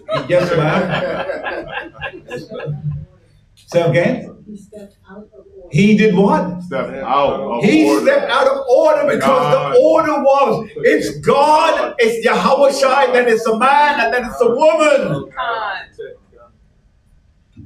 You stepped out of order. You allowed the order to change. That's right. She changed places with you. That's right.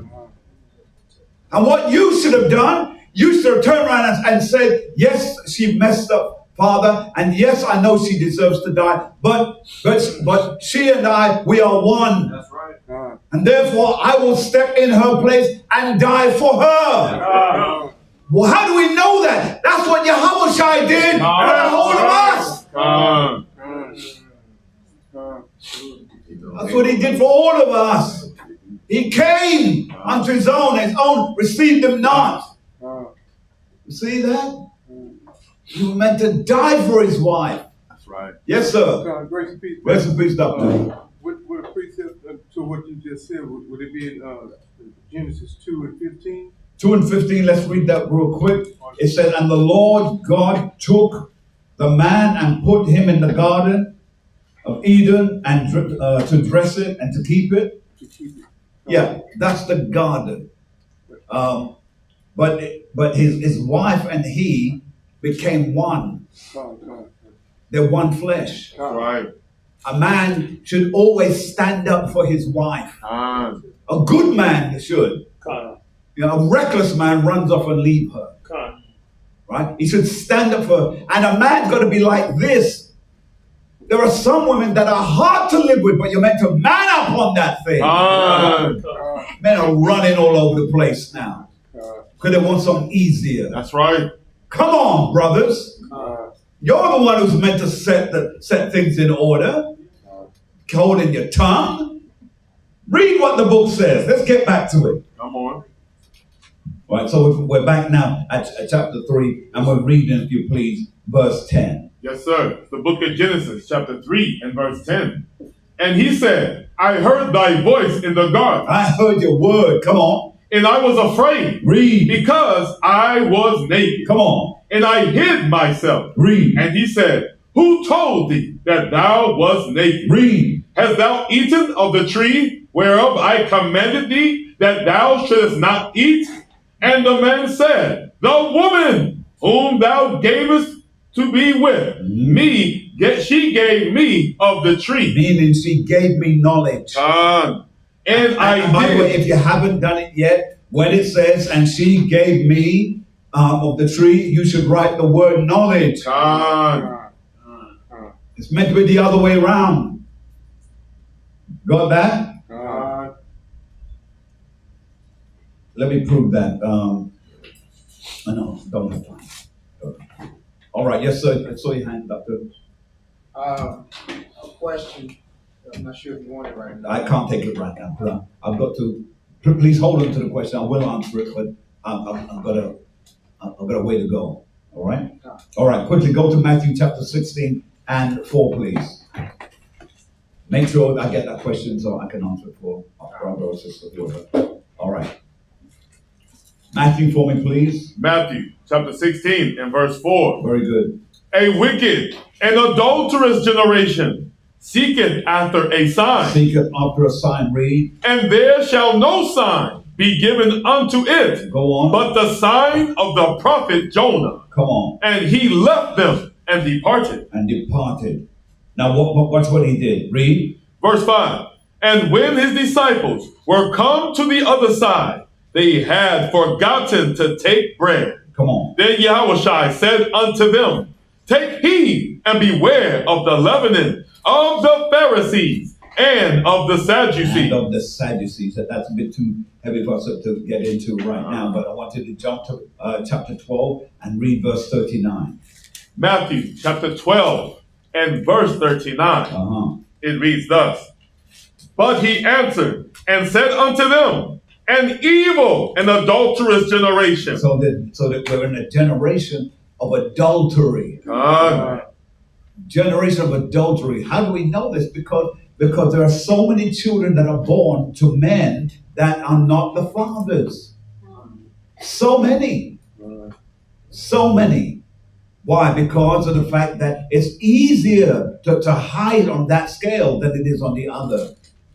Read. An evil and adulterous generation seeketh after a sign, and there shall no sign be given to it, but the sign of the prophet Jonah. The sign of the prophet Jonah. Right? Why is that sign? Read the next verse. Verse 40. For as Jonah was 3 days and 3 nights in the whale's belly, go on. So shall the Son of Man be 3 days and 3 nights in the heart of the earth. Heart of the earth. Everybody got that so far? Good. Drop that with me now. Go to Mark 8 and 34. The book of Mark, chapter 8 and verse 34. It reads thus. But without a parable spake he not unto them. And when they were alone, he he expounded all things to his disciples. To his disciples, because the code of the scriptures is meant to be revealed to us, not to the other nations. Right? This is Mark chapter 8 and 39. All right? Mark chapter 8 and 34. Right? Read on. Yes, sir. And the same day, when the even was come, he saith unto them, let us pass over unto the other side. And when they had... Lucky, what verse are you reading, sir? Mark 4 and 35. The book of Mark, chapter 8 and verse 34. Yes, sir. And when he had called the people unto him, with his disciples also, he said unto them, whosoever will come after me, let him deny himself. Right, first you got to take yourself out of the equation. You have to trust the Most High with everything. Read. Whosoever will come after me, let him deny himself and take up his cross and follow me. And you have to follow. Why do you follow and how do you follow? Read the next verse. For whosoever will save his life. In other words, what Adam was doing in the beginning was trying to save his life. In fact, he should have been thinking more about losing his life. But he's trying to save his life and didn't care what was going to happen to his life. But watch this now. Read. For whosoever shall save his life shall lose it. Read. But whosoever shall lose his life for my sake and the gospel's, the same shall save it. Shall save it. Con, everyone with that? Good. Make a note of it. Run with me now to Revelation chapter 19 and verse 7. Yes, sir.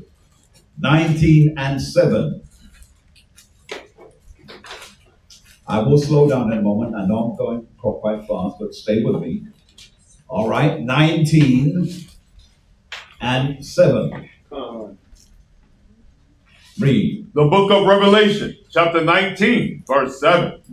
Let us be glad and rejoice and give honor to him. To who? To him. Read. For the marriage of the Lamb. For the marriage of the Lamb. The marriage of the Lamb is what? Is come. It's come. We are the wife that we're preparing ourselves, how we are adorning ourselves by cleaning of our mind, cleaning of our spirit, getting ourselves right with him, learning to be obedient. Because remember, the wife that Yahweh had was no good. She was disobedient, always talking back, always arguing, always making a fuss out of everything. Now, in this day and age, when any female hears that, they get upset because the feminism spirit that's around makes them feel, well, so I can't say nothing then? I'm going to listen to you all the time? Don't pretend you don't know what I'm talking about. You know what I'm talking about now. I've been married 44 years. I know what that is like. But man, you're going to learn this. No matter what comes, hold your tongue. This is what men do. They start to argue about, whoa, let me tell you something. No, none of that. Be calm. Right. Say your piece. And listen. Now, the reason I've learned something in times past, and I learned it from a very wise man that was before myself. I would mention his name. It would be of no offense if I mentioned his name. It's a great man. But here is what he used to say to me. He said, son, if you open your mouth, what needed to be said will soon shut up. You have to keep your mouth, no matter how it burns, and bite your lip. Bite it until it bleeds if you have to, but bite your lip. Listen. And I said, but why Bishop, blah, blah, blah. So I did tell you I'm not going to. And this is what he said, because the scripture says, out of the abundance of the heart, the mouth speaks. And you have to hear everything. He said, you can't fix what you don't know. And you have to hear it all. And you may not like everything, but you have to hear it. And then, when it comes to then replying, don't reply to hurt. I see you was quiet with that. Okay. I know you've had some arguments in here, and then you get all quiet now. You say you get quiet. And this is why, remember, there are two sequences to this. The sequence is, sisters, if the man has ever told you anything that has been deeply personal to him, deeply, and in the midst of the argument, you use that mess and you bring it up, I guarantee he will shut himself up and never trust you again. May still be with you, but they'll never trust you again. I promise you he won't. Because when men make themselves vulnerable for a moment and become a little bit feminine for you and reveal certain things to you, and then you use that and bat it right back in his face, I promise you, whatever marriage you have, it could have been better if you had never brought that mess up. That's not for fighting. That's not for fighting. Well, just because blah, blah, blah, and then you drop some business on him that you shouldn't have. You're wicked. Because he never had to tell you that. He could have kept it to himself all the rest of his life. And that's why a lot of men keep certain things and never reveal it. He's always quiet. He never shares nothing with me. I want him to open up on you. You? The scripture says it's better that you find a place on top of the roof of your house, a corner, and when you find a corner, just dwell there for a while. Live there. But watch what the writer says. Let's get back. Read this again. Read it again. The book of Revelation, chapter 19 and verse 7, it reads thus: Let us be glad and rejoice and give honor to him, for the marriage of the Lamb is come. Is what? Is come. Hold that there for a moment. We'll finish it in a moment. Hold that there. Run with me, if you please, to the book of John, chapter 1 and 29. Run back there. John, chapter 1. Yes, sir. What did I say? Verse 29. Good. Let's read it. The book of John, chapter 1, verse 29. The next day, John seeth Yahushua coming unto him, and saith, Behold, the Lamb of Yahweh. Come on. Which taketh away the sin of the world. Which world? Which world does he take sin away from? World of Israel.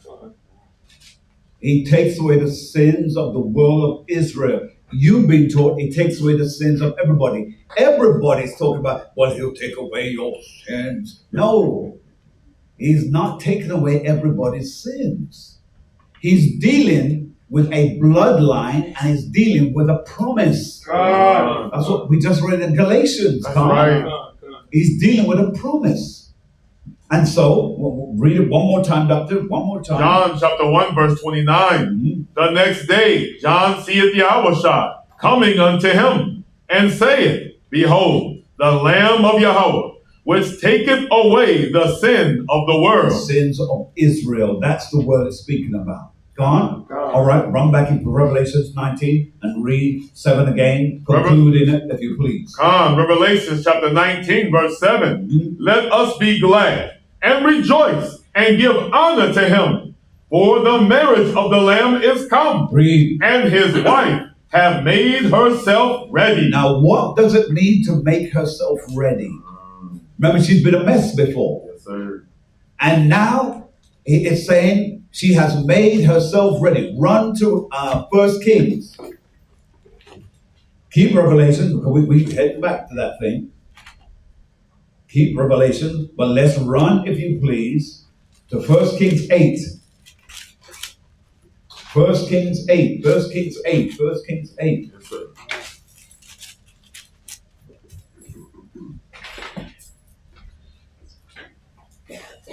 All right, and when you get there, don't wait on me, but 1 Kings 8, begin reading at the 46.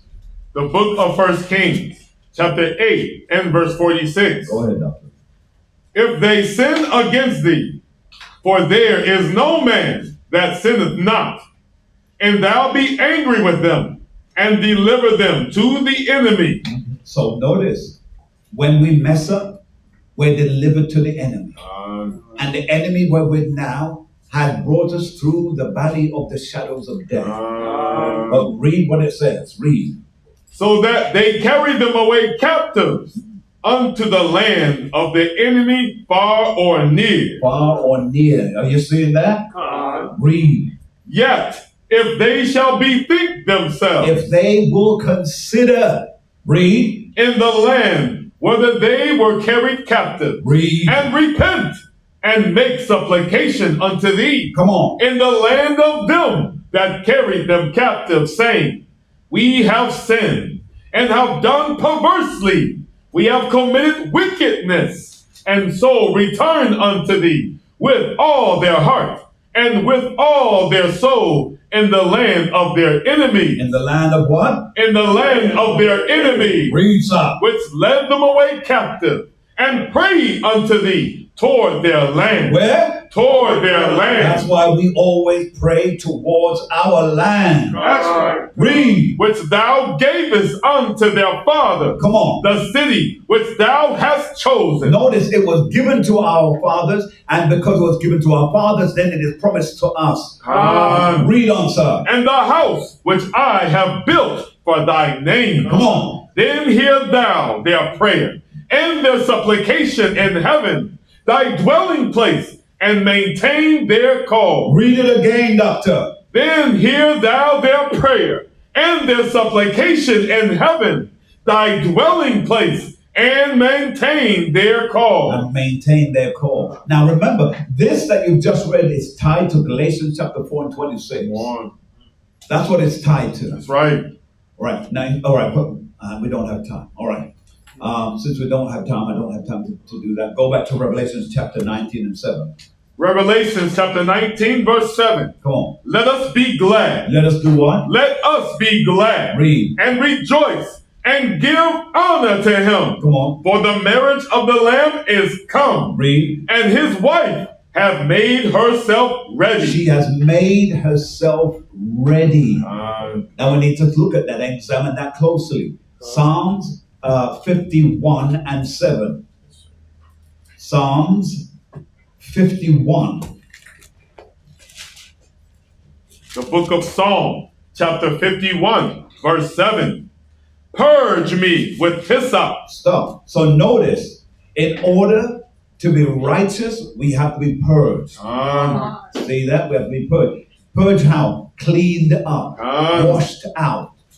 Because we have things in us from Edom that should not come into the kingdom.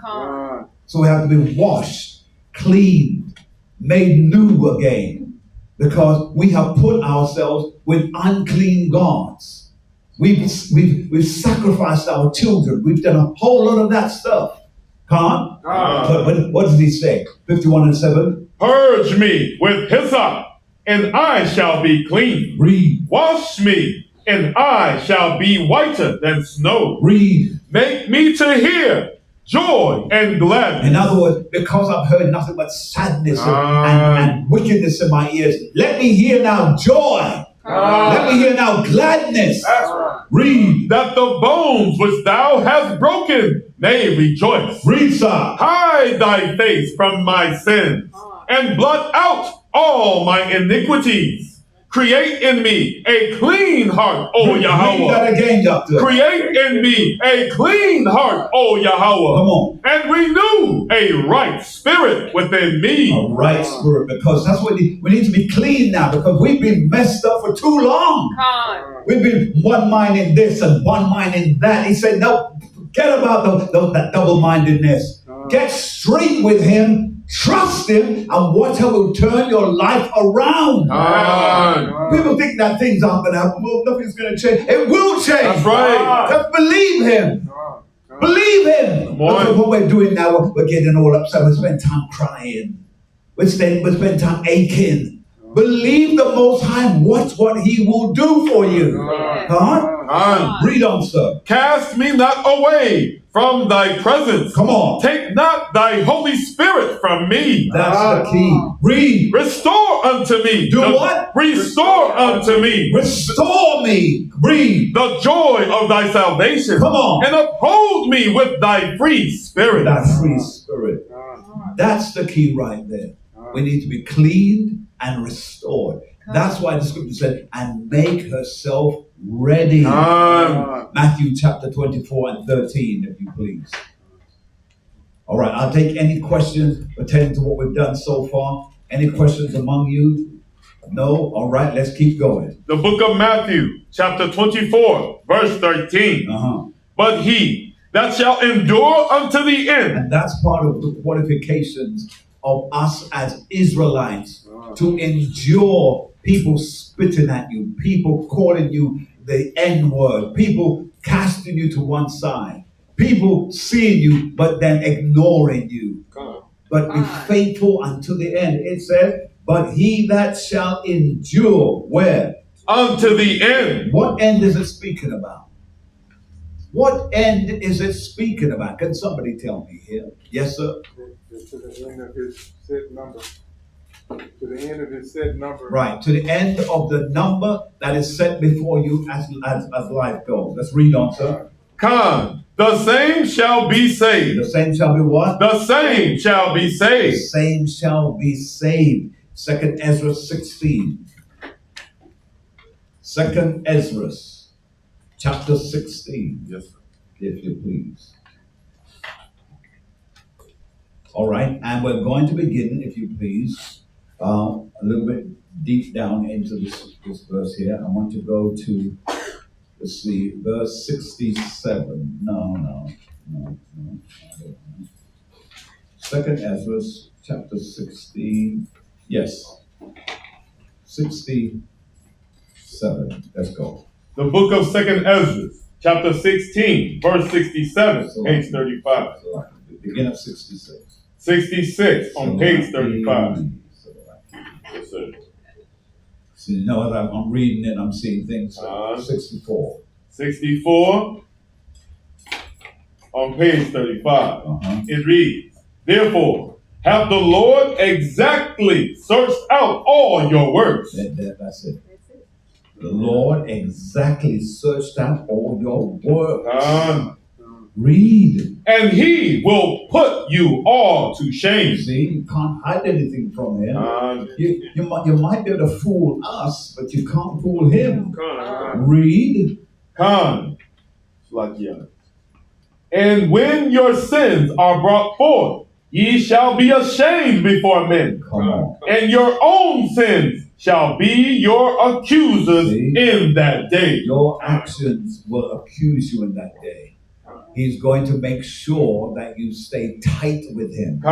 Read. What will ye do, or how will ye hide your sins before Yahweh and his angels? Read. Behold, Yahweh himself is the judge. Yahweh himself is the judge. Read. Fear him. Leave off from your sins and forget your iniquity. Come on. To meddle no more with them forever. You mustn't be meddling with them. And some of us, we still love Esau. We love Esau. He good to me. He promote me. He give me money.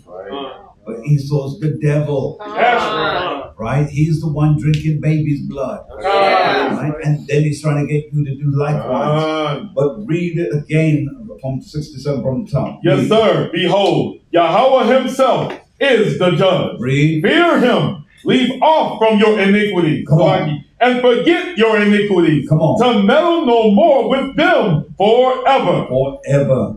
So shall Yahweh lead you forth and deliver you from all trouble. From all trouble. All praises to the Most High. All right, let's run, if you please, to Colossians. Let's go to Colossians chapter 3. Again, let me ask any questions thus far before we go any further. All right, let's go. Colossians chapter 3 and 5. The book of Colossians, chapter 3 and verse 5. Mortify, therefore. Do what? Mortify, therefore. In other words, kill. Go on. Your members, which are upon the earth. Read. For, fornication, uncleanness, come on, inordinate affection, come on, evil concupiscence, and covetousness, Come on. which is idolatry. Read. For which things sake the wrath of Yahweh cometh on the children of disobedience, Read. in the which ye also walked sometime, when ye lived in them. Mhm. But now ye also put off all these: anger, wrath, malice, blasphemy, filthy communication Come on. out of your mouth. Read. Lie not one to another, seeing that ye have put off the old man Read. with his deeds, Come on. and have put on the new man, which is renewed in knowledge after the image of him that created him. Come on. All right, let's stop there. All right. Yes, doctor. Back in verse 5, inordinate affection. Mhm. What's that? Anyone? Can you give me your 2 cents on it? Anyone quickly? Unrestrained passion. Say again? It's like an unrestrained passion. Yeah, unrestrained how though?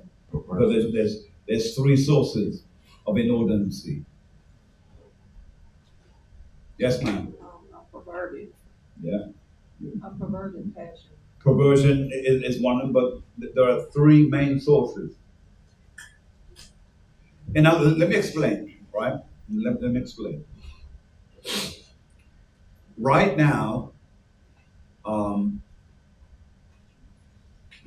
I have to say this. Go back, sir. Go back.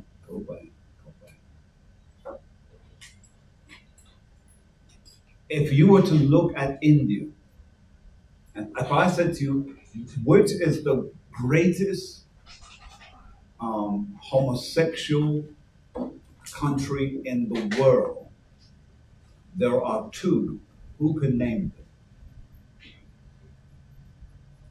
Yes, ma'am. What are you giving? Go on. I was going to say Israel and America. Israel and America. No, America is the greatest country of sacrifices.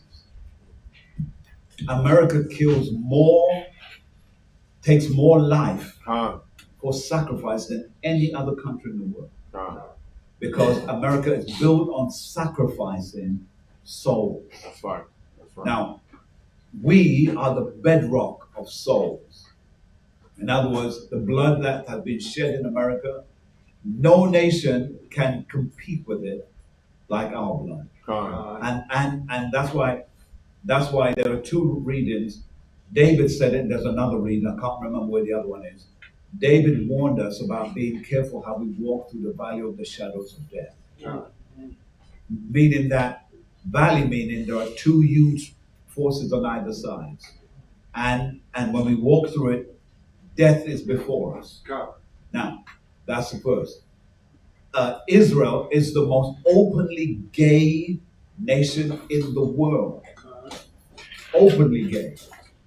And by the way, I'm trying to remember if it's Israel. They just passed a law that said pedophilia is now lawful. Is it Israel? Yeah. They have said that they are, or have passed that. I'm choosing, I'm slowing down because I have to be careful because of this. I don't want to offend anyone online watching this.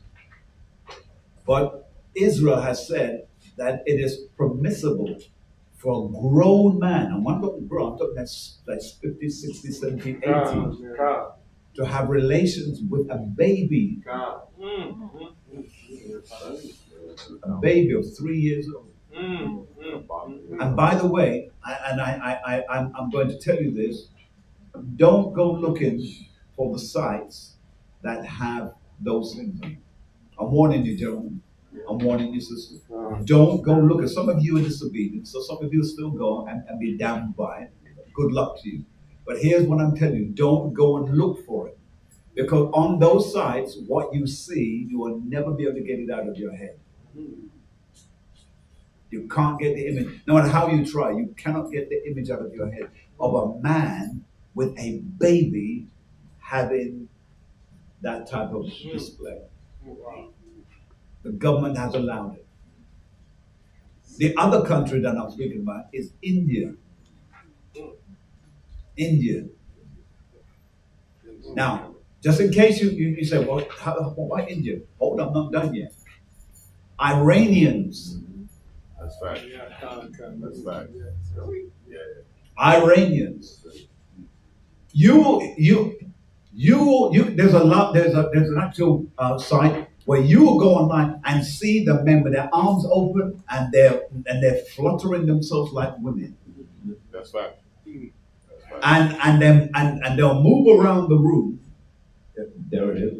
Move around the room and they are flicking their derriere in the faces of men. That's right. You thought it was just Israel? You thought it was? Hungarians, same thing. This thing is so perverse that it is happening in all walks of life. And here's the thing, one of the rites of passage, this is why when I hear some of our people talk about, oh, I want to go into politics, I get why you want to do it, but politics is poison. I'll tell you that now. We've got some, right now we have some great women politicians. That's right. More and better than the men. That's right. That's right. I'll be the first to say. That's right. The men, sadly, are too easily manipulated. I've seen strong men who talk strong before. Now you see them. Look, at my age, if a man takes his hand and does this to my face, he's going to hospital.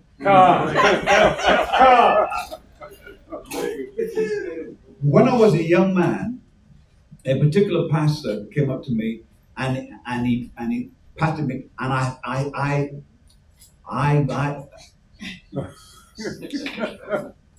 you remember? You remember? Ma'am, the man went tumbling down and he went and reported me to my head and it barred me from certain things. That's all I'm saying, because I'm not coping with all that mess. To me, here's how I say it. This was back in the days of when Eddie was still around. Anyone who knows I'm talking about Eddie? Yeah. All right, good. And you see, for me, I can't use the word. I can't use the word. But I'm not your female dog. That's all I'm saying. And you walk up to me and you're going, the man went to do that, and I whammed his hand away, and my man said, Christ. Then you have to also have the conversation. What made you feel so comfortable that you thought you could walk up to me, sir, and put your hand in my face? If I don't even allow a woman, only my wife, to do that, because I don't want no woman putting their hand in my face. I don't care who you are. I love you, but don't put your hand in my face. I've got a sister over there who knows me well enough. Don't ever put your hand in my face. And then you as a man come to do that, then you know you're going to be going, you know what's going to happen. That's right. And here's the challenge I'm trying to say to you. You have to be careful, men. And by the way, sisters, you have to be careful too. Don't let every man come and be doing stuff like, especially if you're married. Don't let no man be putting his hand in your face. And then you let him put his hand in the back of your neck and be stroking it down like that. You have to let the man know, don't be doing things like that. And I've seen it in the body, by the way, where men will do stuff like that. Huh? We had a sister, I can mention this sister, I can mention her with great pride actually. We had a sister who used to sit right there. None of the brothers could mess with her. Am I lying? Look, am I lying, brothers? You better look at her good, because if you look at her with a little bit, she'll turn around and... That's true. That's true. Back.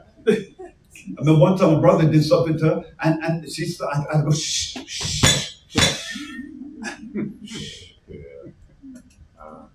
And you know why? I never got upset with her. Because truthfully, that's how she's meant to carry on. Stepping a little bit. All right, let's leave that alone. Can we get back on track? All right. So there's some meat coming down the road. So we'll save the rest for that. All right. So here we are. Where were we? So Colossians 1. Colossians 3 and 5. 3 and 5. All right. We're going to read.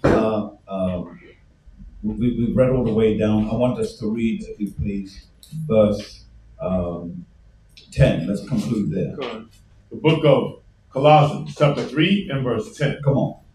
And have put on the new man, which is renewed in knowledge. Read. After the image of him that created him. That did what? That created him. Read. Where there is neither Greek nor Jew. Greek nor Jew. Now remember this. Yes, sir. The Greek is still Jew. Anyone with me? But when we say Jew, we're speaking primarily what kingdom? No. We know that Jew is southern, right? But Greek is what? Because we still had some northern kingdom among us back then.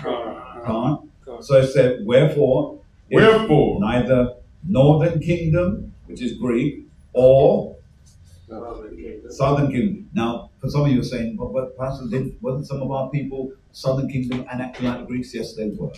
Yes, they were. Where do we prove that? Maccabees 6 and 6.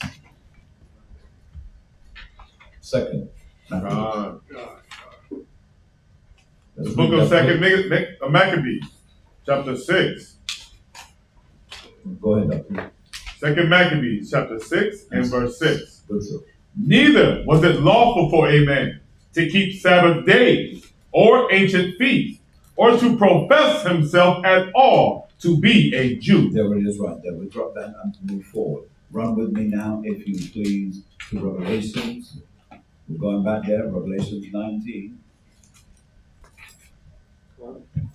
But read verse 8. Because remember, we read where it says she made herself ready. And we saw that making herself ready meant that she had to get rid of all of those fornicative acts. Go on. 8. Revelation chapter 19, verse 8. And to her was granted that she should be arrayed in fine linen. In what? In fine linen. Come on. Clean and white. Clean and what? Clean and white. Clean and white. Is that correct? Hold that for a moment. We're coming back here. Go to Revelation chapter 3 and 4. Revelation chapter 3 and verse 4.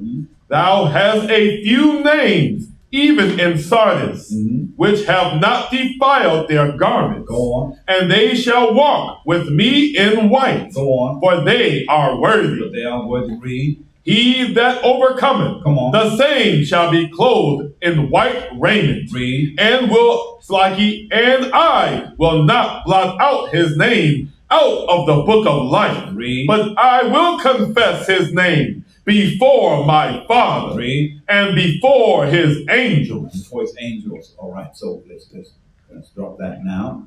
Is everybody clear about that? It makes sense to everyone so far. All right. Psalms 132 and 9 for me, please. Psalms 132 and 9. The book of Psalms, chapter 132 and verse 9. Let thy priest be clothed with righteousness. With what? With righteousness. With righteousness. Is that correct? Right. Hold that for a moment, sir. Hold where you are. Go back to Revelations. Read the latter clause of verse 8. Revelation chapter 19 and verse 8. The latter clause. For the fine linen is the righteousness of saints. Of the saints. Good. Now go back.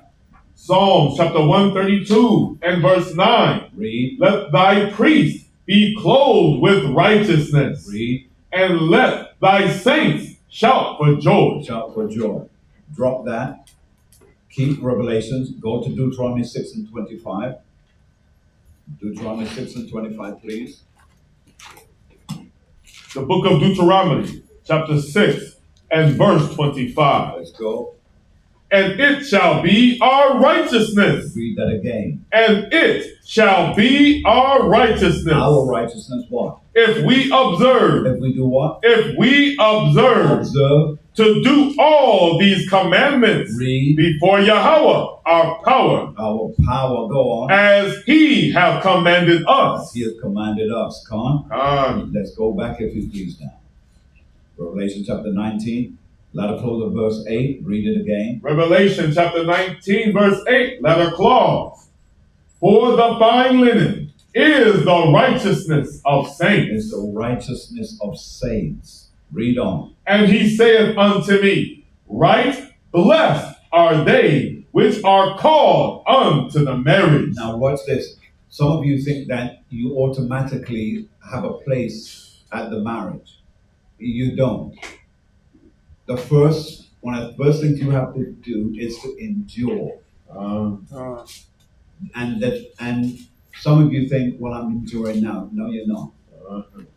Hell's coming, and it's coming with friends. And one thing you have to be aware of, that when he comes, his whole objectivity is to prevent you from entering into your race. That's his whole objectivity. Now, some of you have to be very, if you use wisdom here, there are things that the enemy knows that you want, and he will use that as a catalyst to try and draw you away from the truth. These things are going to happen more in the age that we're in than in any other age. And we have to learn to find a space of grace that we're comfortable with what the Lord is doing in our lives. We have to learn to find that. It's going to be very hard because, remember, Satan, and when I say Satan, you know what I'm talking about, man. What he has done is that he's trying to make your life very challenging. Because you do know that the digital markation that he wants everybody to have and carry, it's coming here to America. It's coming here. Do you know that there are at least 18 nations in Europe now that have gone with it? And it's getting bad. It's getting real bad. And not just bad in one sense. It's getting bad where it's going to change how people operate. And there are things that you're going to be prevented from doing, which is your right. But you're going to find yourself falling behind with it. That's right.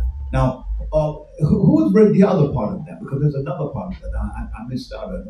Who can shed some light on that? Any of you versed on the subject? No? Okay, because it's only me then. All right, so let's get back to this. So read again, sir, if you please, in the latter clause. Revelation chapter 19 and verse 8, the latter clause. Verse 9. Verse 9, Salakiyah.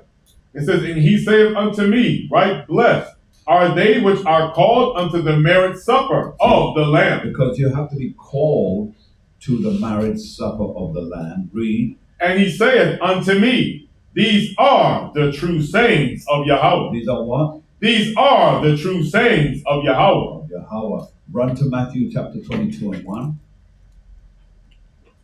Matthew 22 and 1. Yes, sir. Nearly through here. The book of Matthew, chapter 22 and verse 1. Go ahead. And Yahushua answered and spake unto them again by parables and said, Read. The kingdom of heaven is like unto a certain king, Come on. which hath made a marriage for his son. For his son. Now remember, that son is Yahushua. Go on. Go on. And sent forth his servants to call them that were bidden to the wedding, and they would not come. See, so there are people who are going to be bidden to come and choose not to go. Read. Again, he sent forth other servants, saying, tell them which are bidden, behold, I have prepared my dinner, my oxen, and my fatlings are killed, and all things are ready. Already. Now, tell me, what is this speaking about? Because you've all read this parable of the marriage feast. What is it speaking about? Yasharala, give me your answer. It's coming to the table of the Lord, bringing the foes that have been scattered. What was that last one? Bringing the foes that have been scattered. What did you say? Bring in the what? Bringing the foes. The foes. Yeah, they have been scattered. Scattered. Okay. The sheep, is that what you're talking about? Yes, sir. All right, so the sheep that have been scattered, okay. All right, so, Johanna? Yes, sir. So explain to me then, it said, and he sent forth his servants to call them. Who's that speaking about? It's speaking about us. We're talking about the ones who didn't, who had the grace and everything, but they hadn't done anything with it. I'm likening to the ladies with the oil, the 10 ladies with the oil. No. You bring it. Leviticus 20, 25 and 55, quickly, please. Yes, sir. The book of Leviticus, chapter 25 and verse 55. It reads thus. For unto me the children of Israel are servants. Are what? Are servants. Are servants. Does that make sense to anyone so far? Right? So he said, and he sent forth his servants. Right? Now, go back. Right, so read Leviticus again, sir. Leviticus chapter 25, verse 55. For unto me the children of Israel are servants. Are servants, go on. They are my servants. They are whose servants? They are my servants. See, we are his servants. Go on. Whom I brought forth out of the land of Egypt. Come on. I am Yahweh thy power. Now, to seal it in even more, sisters, Isaiah 54:17. Isaiah 54 and 17. Let's go there. The book of Isaiah, chapter 54, verse 17. Let's hit it. No weapon that is formed against thee shall prosper, and every tongue that shall rise against thee in judgment thou shalt condemn. All right, read it again. Name it, read it again from the top. Isaiah chapter 54, verse 17. No weapon that is formed against thee shall prosper. Come on. And every tongue that shall rise against thee in judgment thou shalt condemn. Read. This is the heritage of the servants. This is our heritage. No other nation has this. This is our heritage. Read. Of Yahweh. Go on. And their righteousness. And it is also our righteousness. According to what we just read in Deuteronomy, right? Come on. Is of me. Read. Saith Yahweh. Says the Most High. Come on. All right. So now we understand what the servants are. So we're back in Matthew 22, and we've read. I want you to read 3 again. Come, the book of Matthew, chapter 22, verse 3. It reads thus. And sent forth his servants. His servants, and we know who his servants are. We are it, Israel, no other nation. Go on. To call them that were bidden to the wedding. Right, because it's our job to bid our people to come to the wedding. Right? Read. And they would not come. They would not come. Why did they not come? Because they liked the world of Esau best. Read. Again. Again, he sent forth other servants, saying, Go on. Tell them which are bidden, behold, I have prepared my dinner. Stop. So he said, go forth and let me read it slowly. Again, he sent forth another servants or other servants, saying, tell them which are bidden. Now the ones which are bidden are who? Whom are they? Someone tell me. Yehuda, why don't you tell me, sir?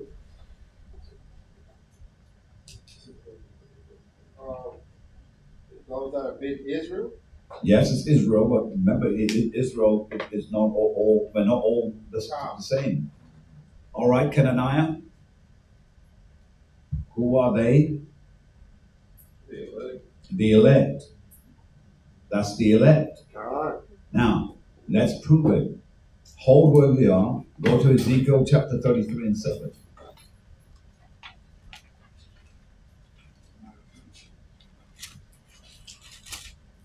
The book of Ezekiel, chapter 33 and verse 7.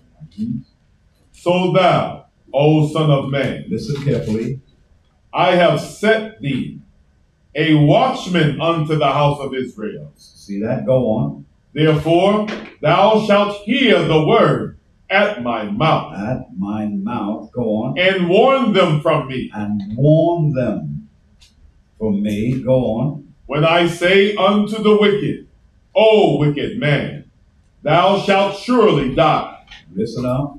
If thou dost not speak to warn the wicked from his way, that wicked man shall die in his iniquity. Come on. But his blood will I require. What? His blood will I require at thine hand. At thine hand. So that makes sense now. So now we see, back to Matthew chapter 22 and verse 4. Let's read it again. Matthew chapter 22 and verse 4. Go on. Again, I sent forth other servants, saying, tell them which are bidden, behold, I have prepared my dinner, my oxen and my fatlings are killed, and all things are ready. Come unto the marriage. So this that we're looking at here is dealing primarily with the 144 who are going to be bidden, and who else? Oh, please, come on, don't do that to me. I just put what an anticlimax that is. Yes, sir. Grace and peace. His servants being 144, and then on my question, his servants being the election, and then they would not come, would be that 2/3, and then the other servants being the elect. All right, That question. Is that a question? Question. Because I had. Because it's the 144 plus the 1/3. That's it. That's it. Because they're the ones that's being bidden. You see? Because of the 144, they're doing the work. So they, to some degree, they're automatic in this, right? Those that said they would not come, though. Yeah, the one that said they will not come, we know that those are what? The 2/3. You see? But notice, he said, behold, I have prepared my dinner, my oxen, my fatlings are killed, and all things are ready. Because remember, the word ready is what we heard that Israel is making themselves, which is the bride, making herself ready. Right? So we're ready to be a part of this readiness here, which is the Lamb's supper. Come on? And came to the marriage. Are you seeing that? But read 5, sir. Verse 5.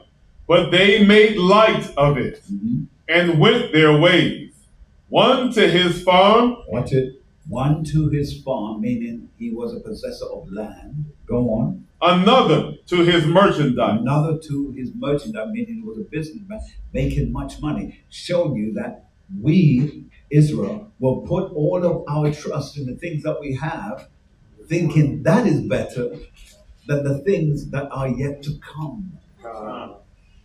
Are you seeing the danger there? Some of us want more of what Esau has. You know, something that I had to learn many years ago, that you get enough and you let enough be enough. Don't let it get to stop stuttering. Here is the thing. When you receive at a certain level, you should never try to get any more than that. Now, suppose you say, oh, but Pastor, the earth is, yes, the earth is Lord, but we're not in that part of it yet. Right now, you have to be aware that some things, the more you have, is the more you'll find that you're not going to rest properly. Because some things is going to keep gnawing at you. You can't sleep at night. You wake up, oh, I'm going to go and check on this. And it takes over your life. Get to a place where the things that you have is enough to get you through this life. Look at all these people who are worth 100 million. What are you going to do now? What are you really going to do? You're not going to do nothing with it. You just like the sound of it. But you could have 10 million and do good. Well, let me tell you why I question it a little bit. Because remember the family of George Floyd? They got 55 million, right? I didn't know that. Okay. They got 55 million. Right? Okay. And guess what? They broke. It's gone. Wow. Israel. Israel. Because see, when you're not, none of our people really been trained with money. Were you trained with money at school? Any of us trained with money? No. Economics? No. And so what happened was, I'm going to buy the biggest house.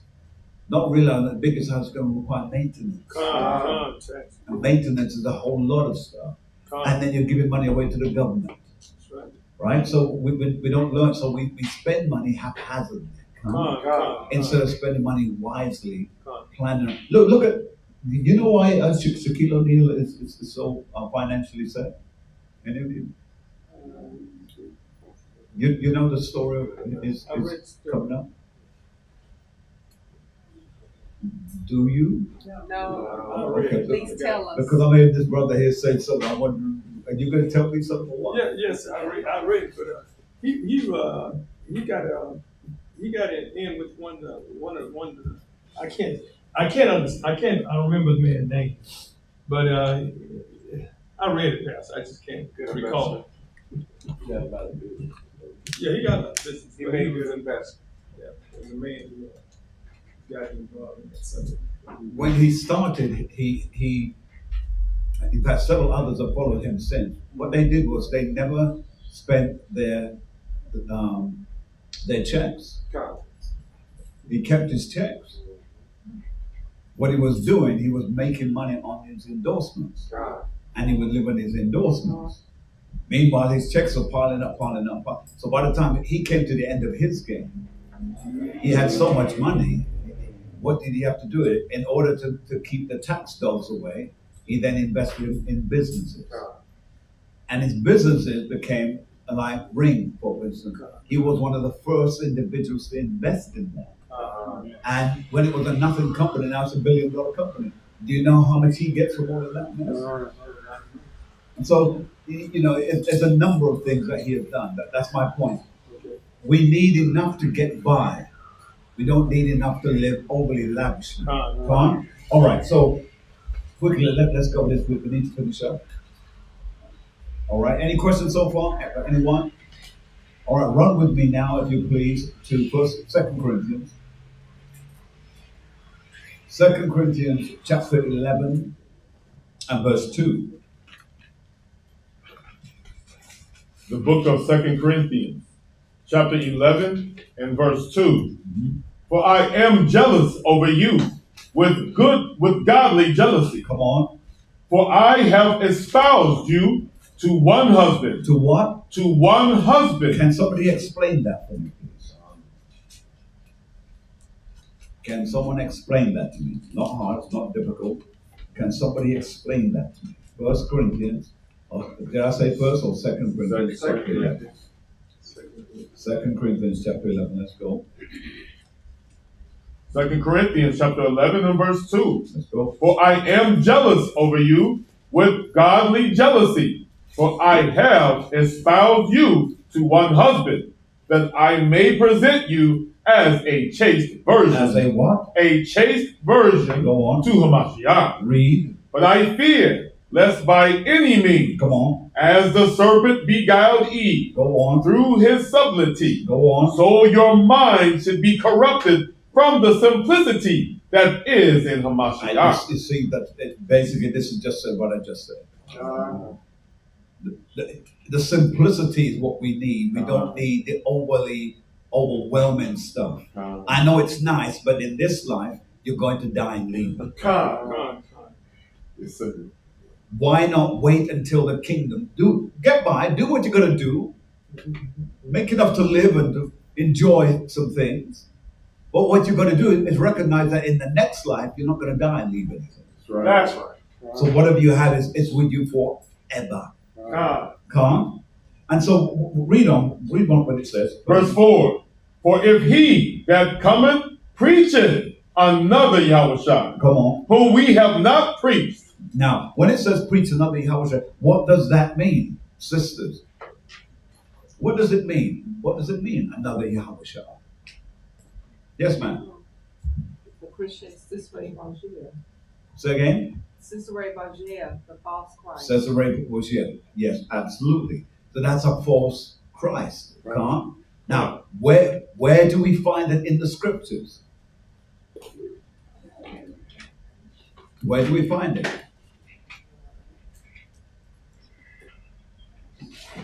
Brothers, sisters, where do we find it? Yes, sir. Matthew. In Matthew, I'm trying to. All right, we'll come back. Yes, sir. First Maccabees 3:48. First Maccabees 3:48. That's what I want. First Maccabees, chapter 3 and verse 48. Let's read. Yes, sir. It reads thus on page 118. Mm-hmm. And I laid open the book of the law, Come on. wherein the heathen had sought to paint the likeness of their images. Of their images. See that? Wisdom of Solomon, chapter 15 and 4, please. Yes, sir. Wisdom of Solomon, chapter 15 and verse 4, page 66. Let's read. For neither did the mischievous inventions of men deceive us, nor an image spotted with divers colors. Right, so they made their own images. Go on. The painter's fruitless labor. Right. Come on. Now, brothers, give me the five and virgins wise and 5 virgins foolish. But yes, sir. I had another precept for Caesar before she. What is that? Wisdom of Solomon 14? 17. 14, 17. 14, 17, begin at 16. The book of Wisdom of Solomon, chapter 14, verse 16. Thus, in the process of time, an ungodly custom grown strong was kept as a law, and graven images were worshipped by the commandments of kings. And then when you go into 17, read. Whom men could not honor in presence, because they dwelt far off. They took the counterfeit of his visage. In other words, what they did was they made images and set them afar off so everybody could worship the same looking creature. That's why you find all over the world crosses and images of Christ is being sent all over the place. We know it's not Christ because we know he's not white. All right. I need the virgins. Where do we go? Go ahead. Matthew 25, sir. Thank you. Let's read. The book of Matthew, chapter 25. Just one moment. Yes, sir. You had your hand up? I was going to say again. Very good. Very good. Let's go. Matthew chapter 25, verse 1. Then shall the kingdom of heaven be likened unto 10 virgins. Unto what? 10 virgins. Go on. Which took their lamps and went forth to meet the bridegroom. Mm-hmm. And 5 of them were wise. All right, 2 Timothy chapter 2 and 15 quickly. This is where I'm finishing. 2 Timothy chapter 2 and 15, if you please. 2 Timothy chapter 2 and verse 15. It reads thus. Study to show thyself approved. So to understand the scriptures, we have to study. Is that correct? All right, go on. Study to show thyself approved unto Yahweh, a workman that needeth not to be ashamed. Doing what? rightly dividing the word of truth. And why does it say rightly? Sister, why does it say rightly?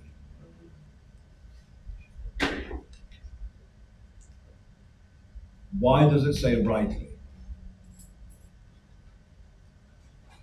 Anyone? Yes, ma'am.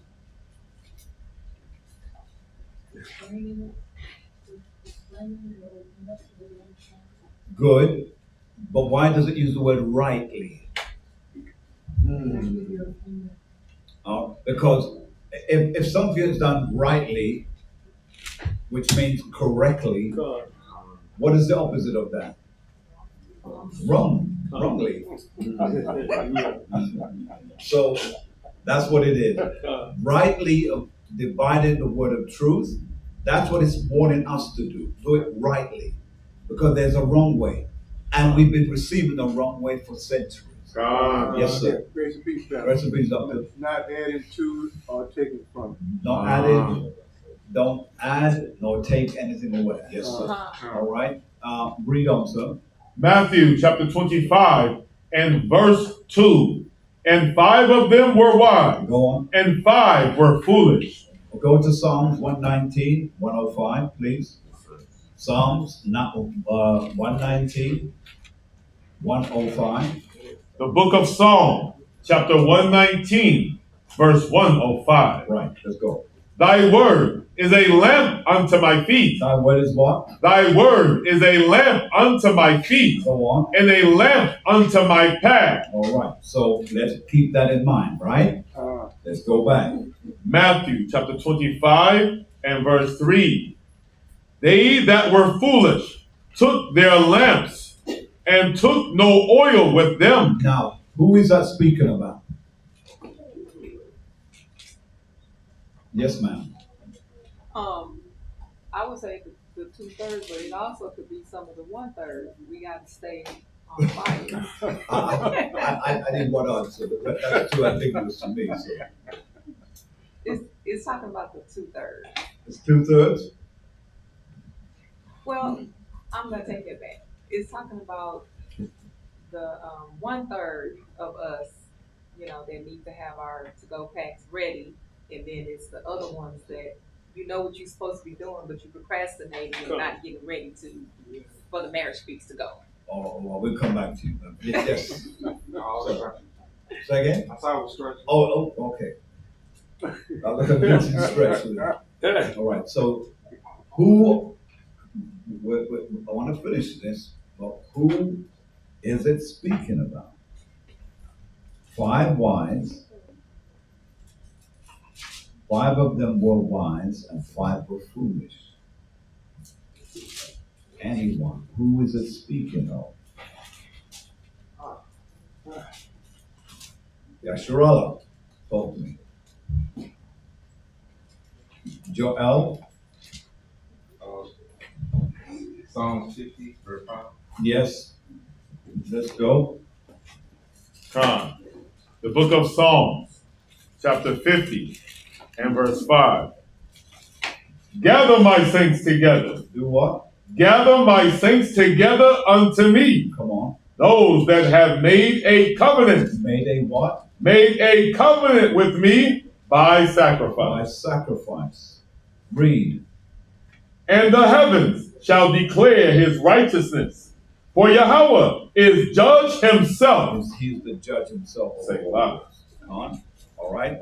So, who are we speaking about? Can someone tell me? Yes, Doctor.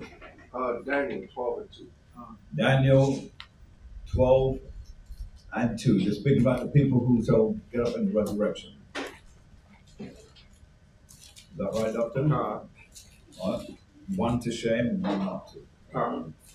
All right, let's go. Daniel chapter 12 and verse 2. Many of them that sleep in the dust of the earth shall awake, some to everlasting life, and some to shame. All right. So explain that if you would.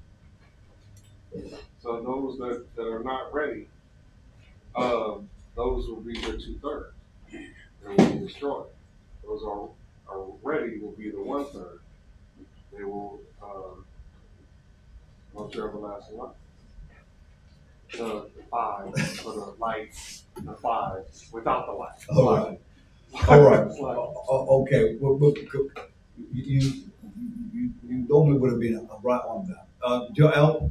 I'm sorry, I called the wrong precept. I said Psalm 50 and 5 is Psalm 5 verse 5. Yeah. 50 was good. So still not good. It still was good. Psalms 5 and 5. Yes, because they were the foolish. In fact, you want to begin at verse 4 to make it and read through to 7. The book of Psalms, chapter 5 and verse 4. Listen up. For thou art not a God that hath pleasure in wickedness. That has what? Pleasure in wickedness. Go on. Neither shall evil dwell with thee. The foolish shall not stand in thy sight. Go on. Thou hatest all workers. All what? All workers Come on. of iniquity. All workers of iniquity. Go on. Thou shalt destroy them that speak leasing. Yahweh will abhor the bloody and deceitful man. But as for me, I will come unto thy house in the multitude of thy mercy, and in thy fear will I worship toward thy holy temple. Read. Lead me, O Yahweh, in thy righteousness. Come on. Because of mine enemies, make thy way straight before my face. But the key verse is 5. The foolish shall not stand in thy sight. All right. Let's go back. Go back if you please. All right. Let's read on. Matthew chapter 25 and verse 4. While the bridegroom tarried, they all slumbered and slept. And at midnight. All right. Now, just because this is where I thought you were going. Also, I thought you were going to Daniel 12 and 10. Let's go there. Let's go there. Let's go there. The book of Daniel, chapter 12 and verse 10. It reads thus. Many shall be purified and made white. Come on. And tried, but the wicked shall do wickedly. Come on. And none of the wicked shall understand. Shall do what? Shall understand. Read. But the wise shall understand. Yeah, so that's why I thought that you were going. That's why I gave it over to you. I said, I even said that's for those who. No, you're going. And then the rest would, yeah. But you're in the right book, just the wrong verse. All right. Let's read. Go back if you please to Matthew. We're finishing up here. Go on. Matthew chapter 25 and verse 5. While the bridegroom tarried, they all slumbered and slept. Come on. And at midnight there was a cry made. What? There was a cry made. Read. Behold, the bridegroom cometh. Go ye out to meet him. Then all those virgins arose and trimmed their lamps. Stop. Ezekiel chapter 9 and 4. Ezekiel chapter 9 and 4. Yes, sir. The book of Ezekiel, chapter 9 and verse 4. Let's read. And Yahweh said unto him, Go through the midst of the city, through the midst of Jerusalem, and set a mark upon the foreheads of the men that sigh and that cry for all the abominations that be done in the midst thereof. Jump to 6. Verse 6. Slay utterly old and young, both maids and little children and women, but come not near any man upon whom is the mark. Read. And begin at my sanctuary. Then they began at the ancient men, which were before the house. So that now is explaining the other part of that. Can't everyone get that? All right.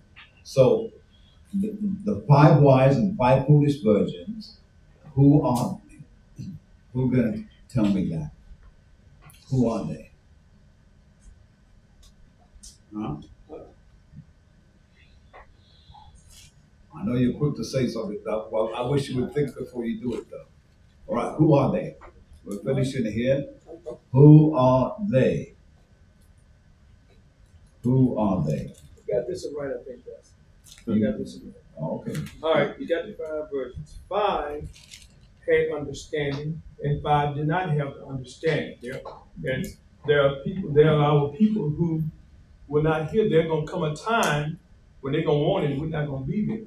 So they're not gonna have the understanding because they didn't adhere to the teachings of the Most High, the commandments. Okay. Let's read, if you please, verse 8. Matthew chapter 25 and verse 8. Now, when it uses the word virgin, what does that mean? Sisters, what does that mean? Yes, ma'am. Handmaidens. Handmaidens. Handmaidens. Yes, but remember the term virgin is used for both male or female. So what is it? What's the symbolism of it? Pure. No, not really. Remember what the term? Yes, ma'am. Yes, ma'am.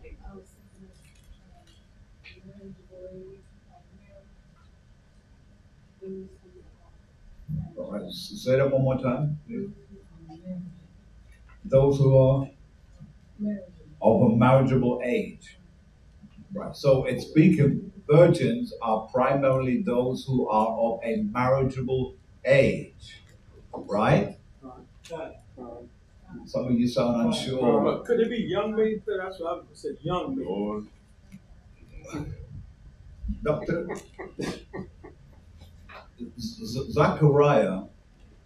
Zachariah's wife was called a virgin.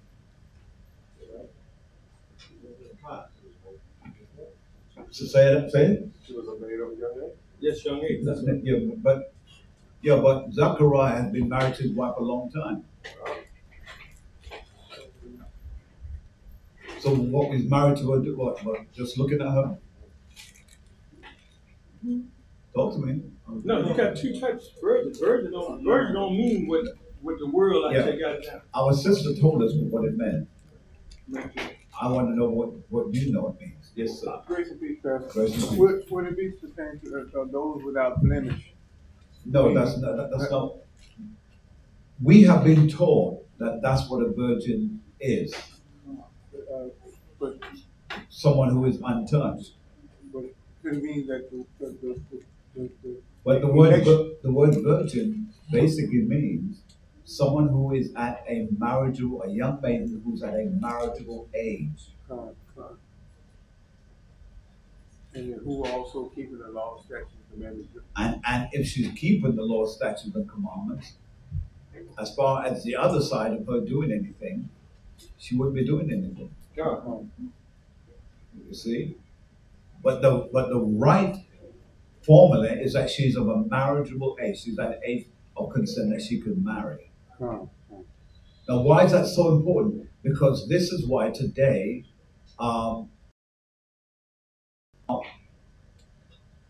have you seen how many Afghanistani 12-year-olds?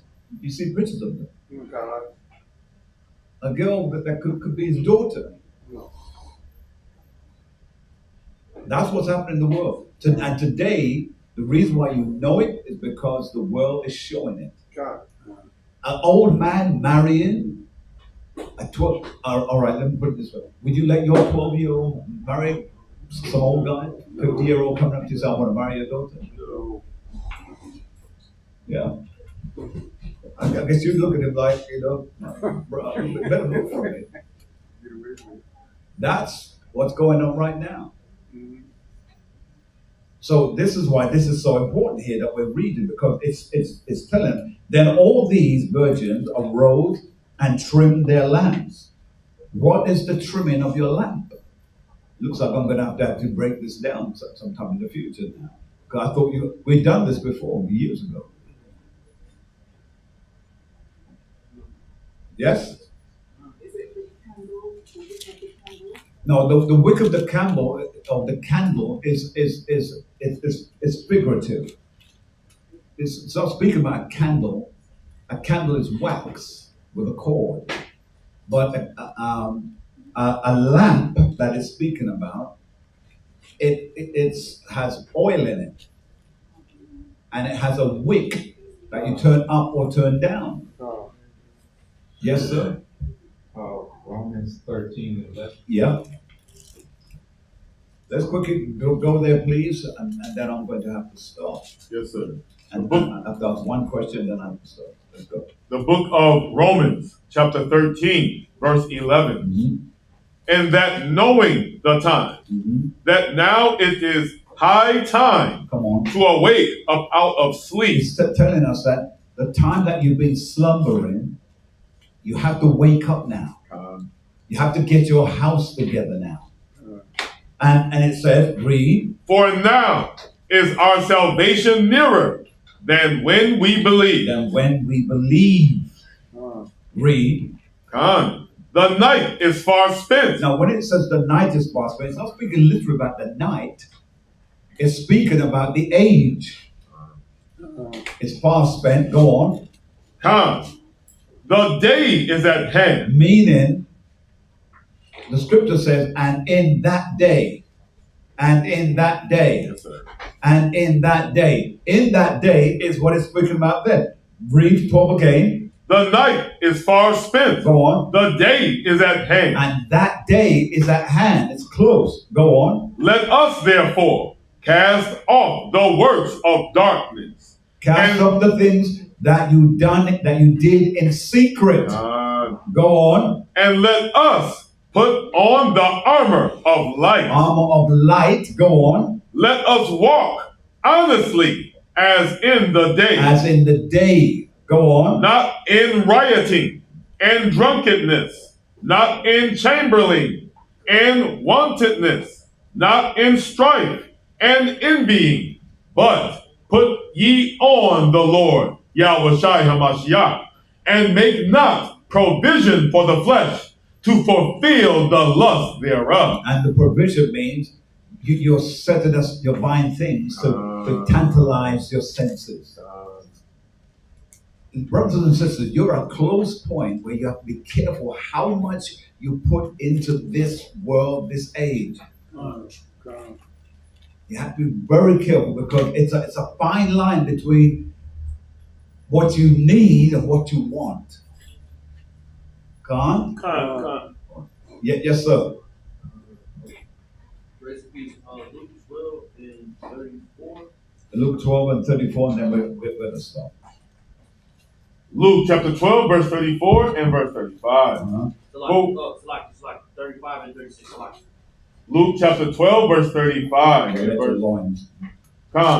your loins be girded about, and your lights burning. Come on. And ye yourselves like unto men that wait for their Lord. Come on. When he will return from the wedding. Come on. That when he cometh and knocketh, they may open unto him immediately. So, in conclusion here, what did Yahushua do after his bride went riotously running after the other nations?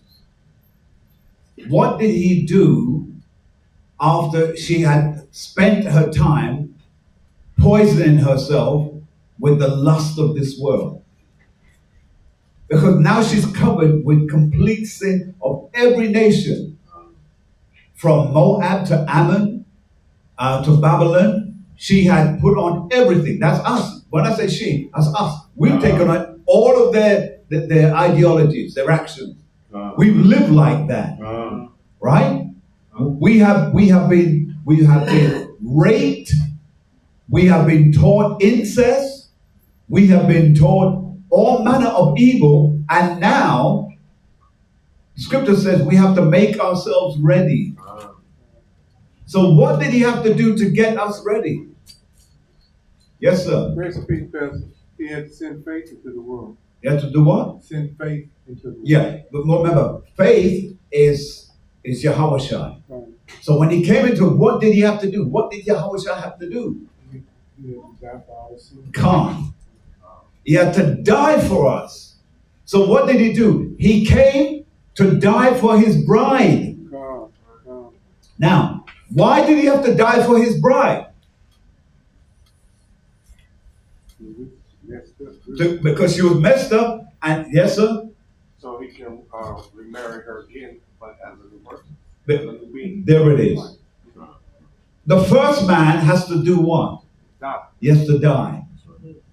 So he had to come, sacrifice himself for his wife, Israel, so she could be free from sin. She's now free from sin. He died for his bride, right? And after he died for his bride, when he got up from the grave, he wasn't the same man. Because that man had to die and be the sacrifice. Now, remember, not all the bulls, not all the sheep, not all the turtle doves was good enough to die for that sacrifice. That's right. They were no good. So ultimately, because they were no good now, he had to be the one. And when he died, what did he do? He died to set them free. Or us free, his bride free. And so now, what is she doing now that he died for us? We read it. She's making herself ready now. She's making sure that she has oil and separate oil. That making sense, everyone? So that when she meets him, it's not going to be the same person that she's meeting. And believe it or not, we are not going to be the same person to meet him. Because it says, I said there was no more scripture, but I've got to go. 1 Corinthians chapter 15, quickly please. 1 Corinthians chapter 15. And let's read, if you please, verse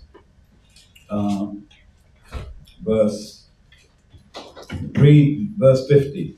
Yes, sir. The book of 1 Corinthians, chapter 15, verse 50. Now this I say, brethren, that flesh and blood cannot inherit the kingdom of God. See, so we have to, we can't go in there like that. Go on. Neither doth corruption inherit incorruption. Right. Behold, I show you a mystery. This is the mystery. Go on. We shall not all sleep, but we shall be all changed. Because this is a great mystery. Read, sir. In a moment, in the twinkling of an eye. Go on. At the last trump, for the trumpet shall sound. Go on. And the dead shall be raised incorruptible. Go on. And we shall be changed. And that's it. We're going to be changed. So he's not marrying something that has all of the mess of its past. We're going to be changed in a moment, a twinkle of an eye. He's going to come. Then we're going to be transformed into Jeremiah 31 and 31. We're going to be transformed into Hebrews 8 and 8. So the Lord is going to be in us. We're not going to be the same person. And then the scripture says, it does not yet appear what we shall be, but we know when he shall appear, we now shall be what? There it is. That's it. It's heavy, it's deep, but that's what it is.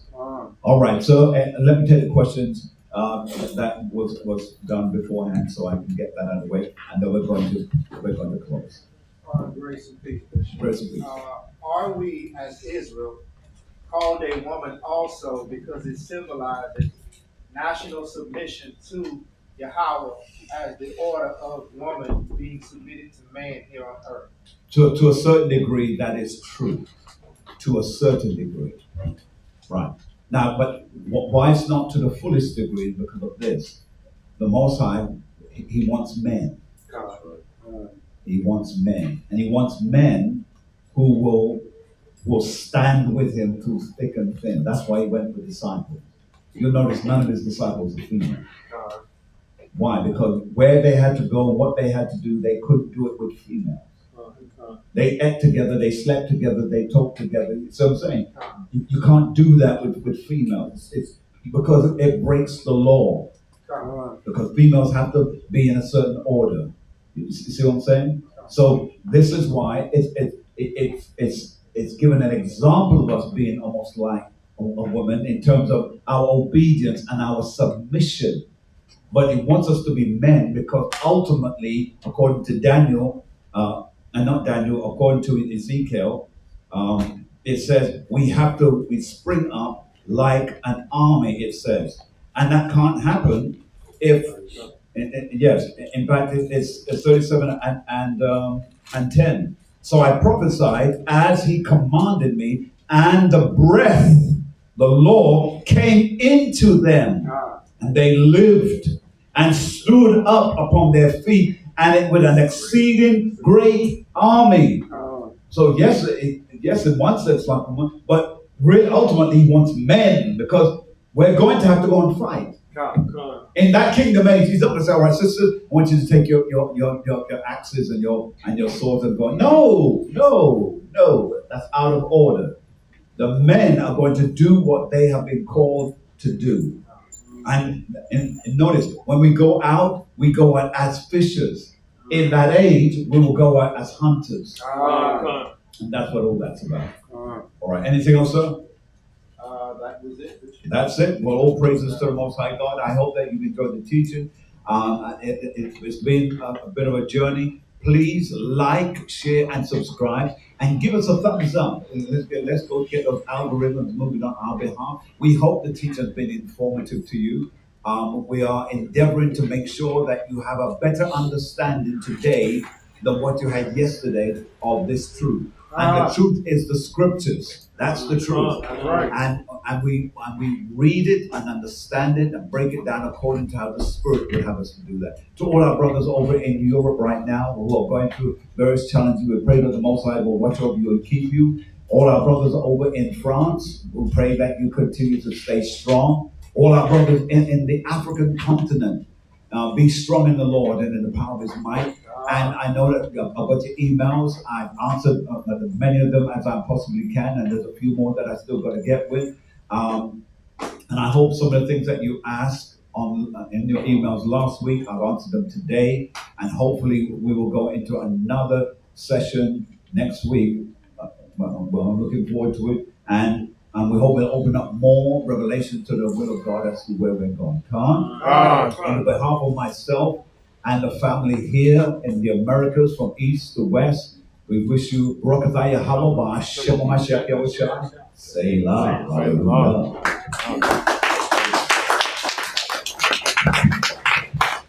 All right, so if we can receive.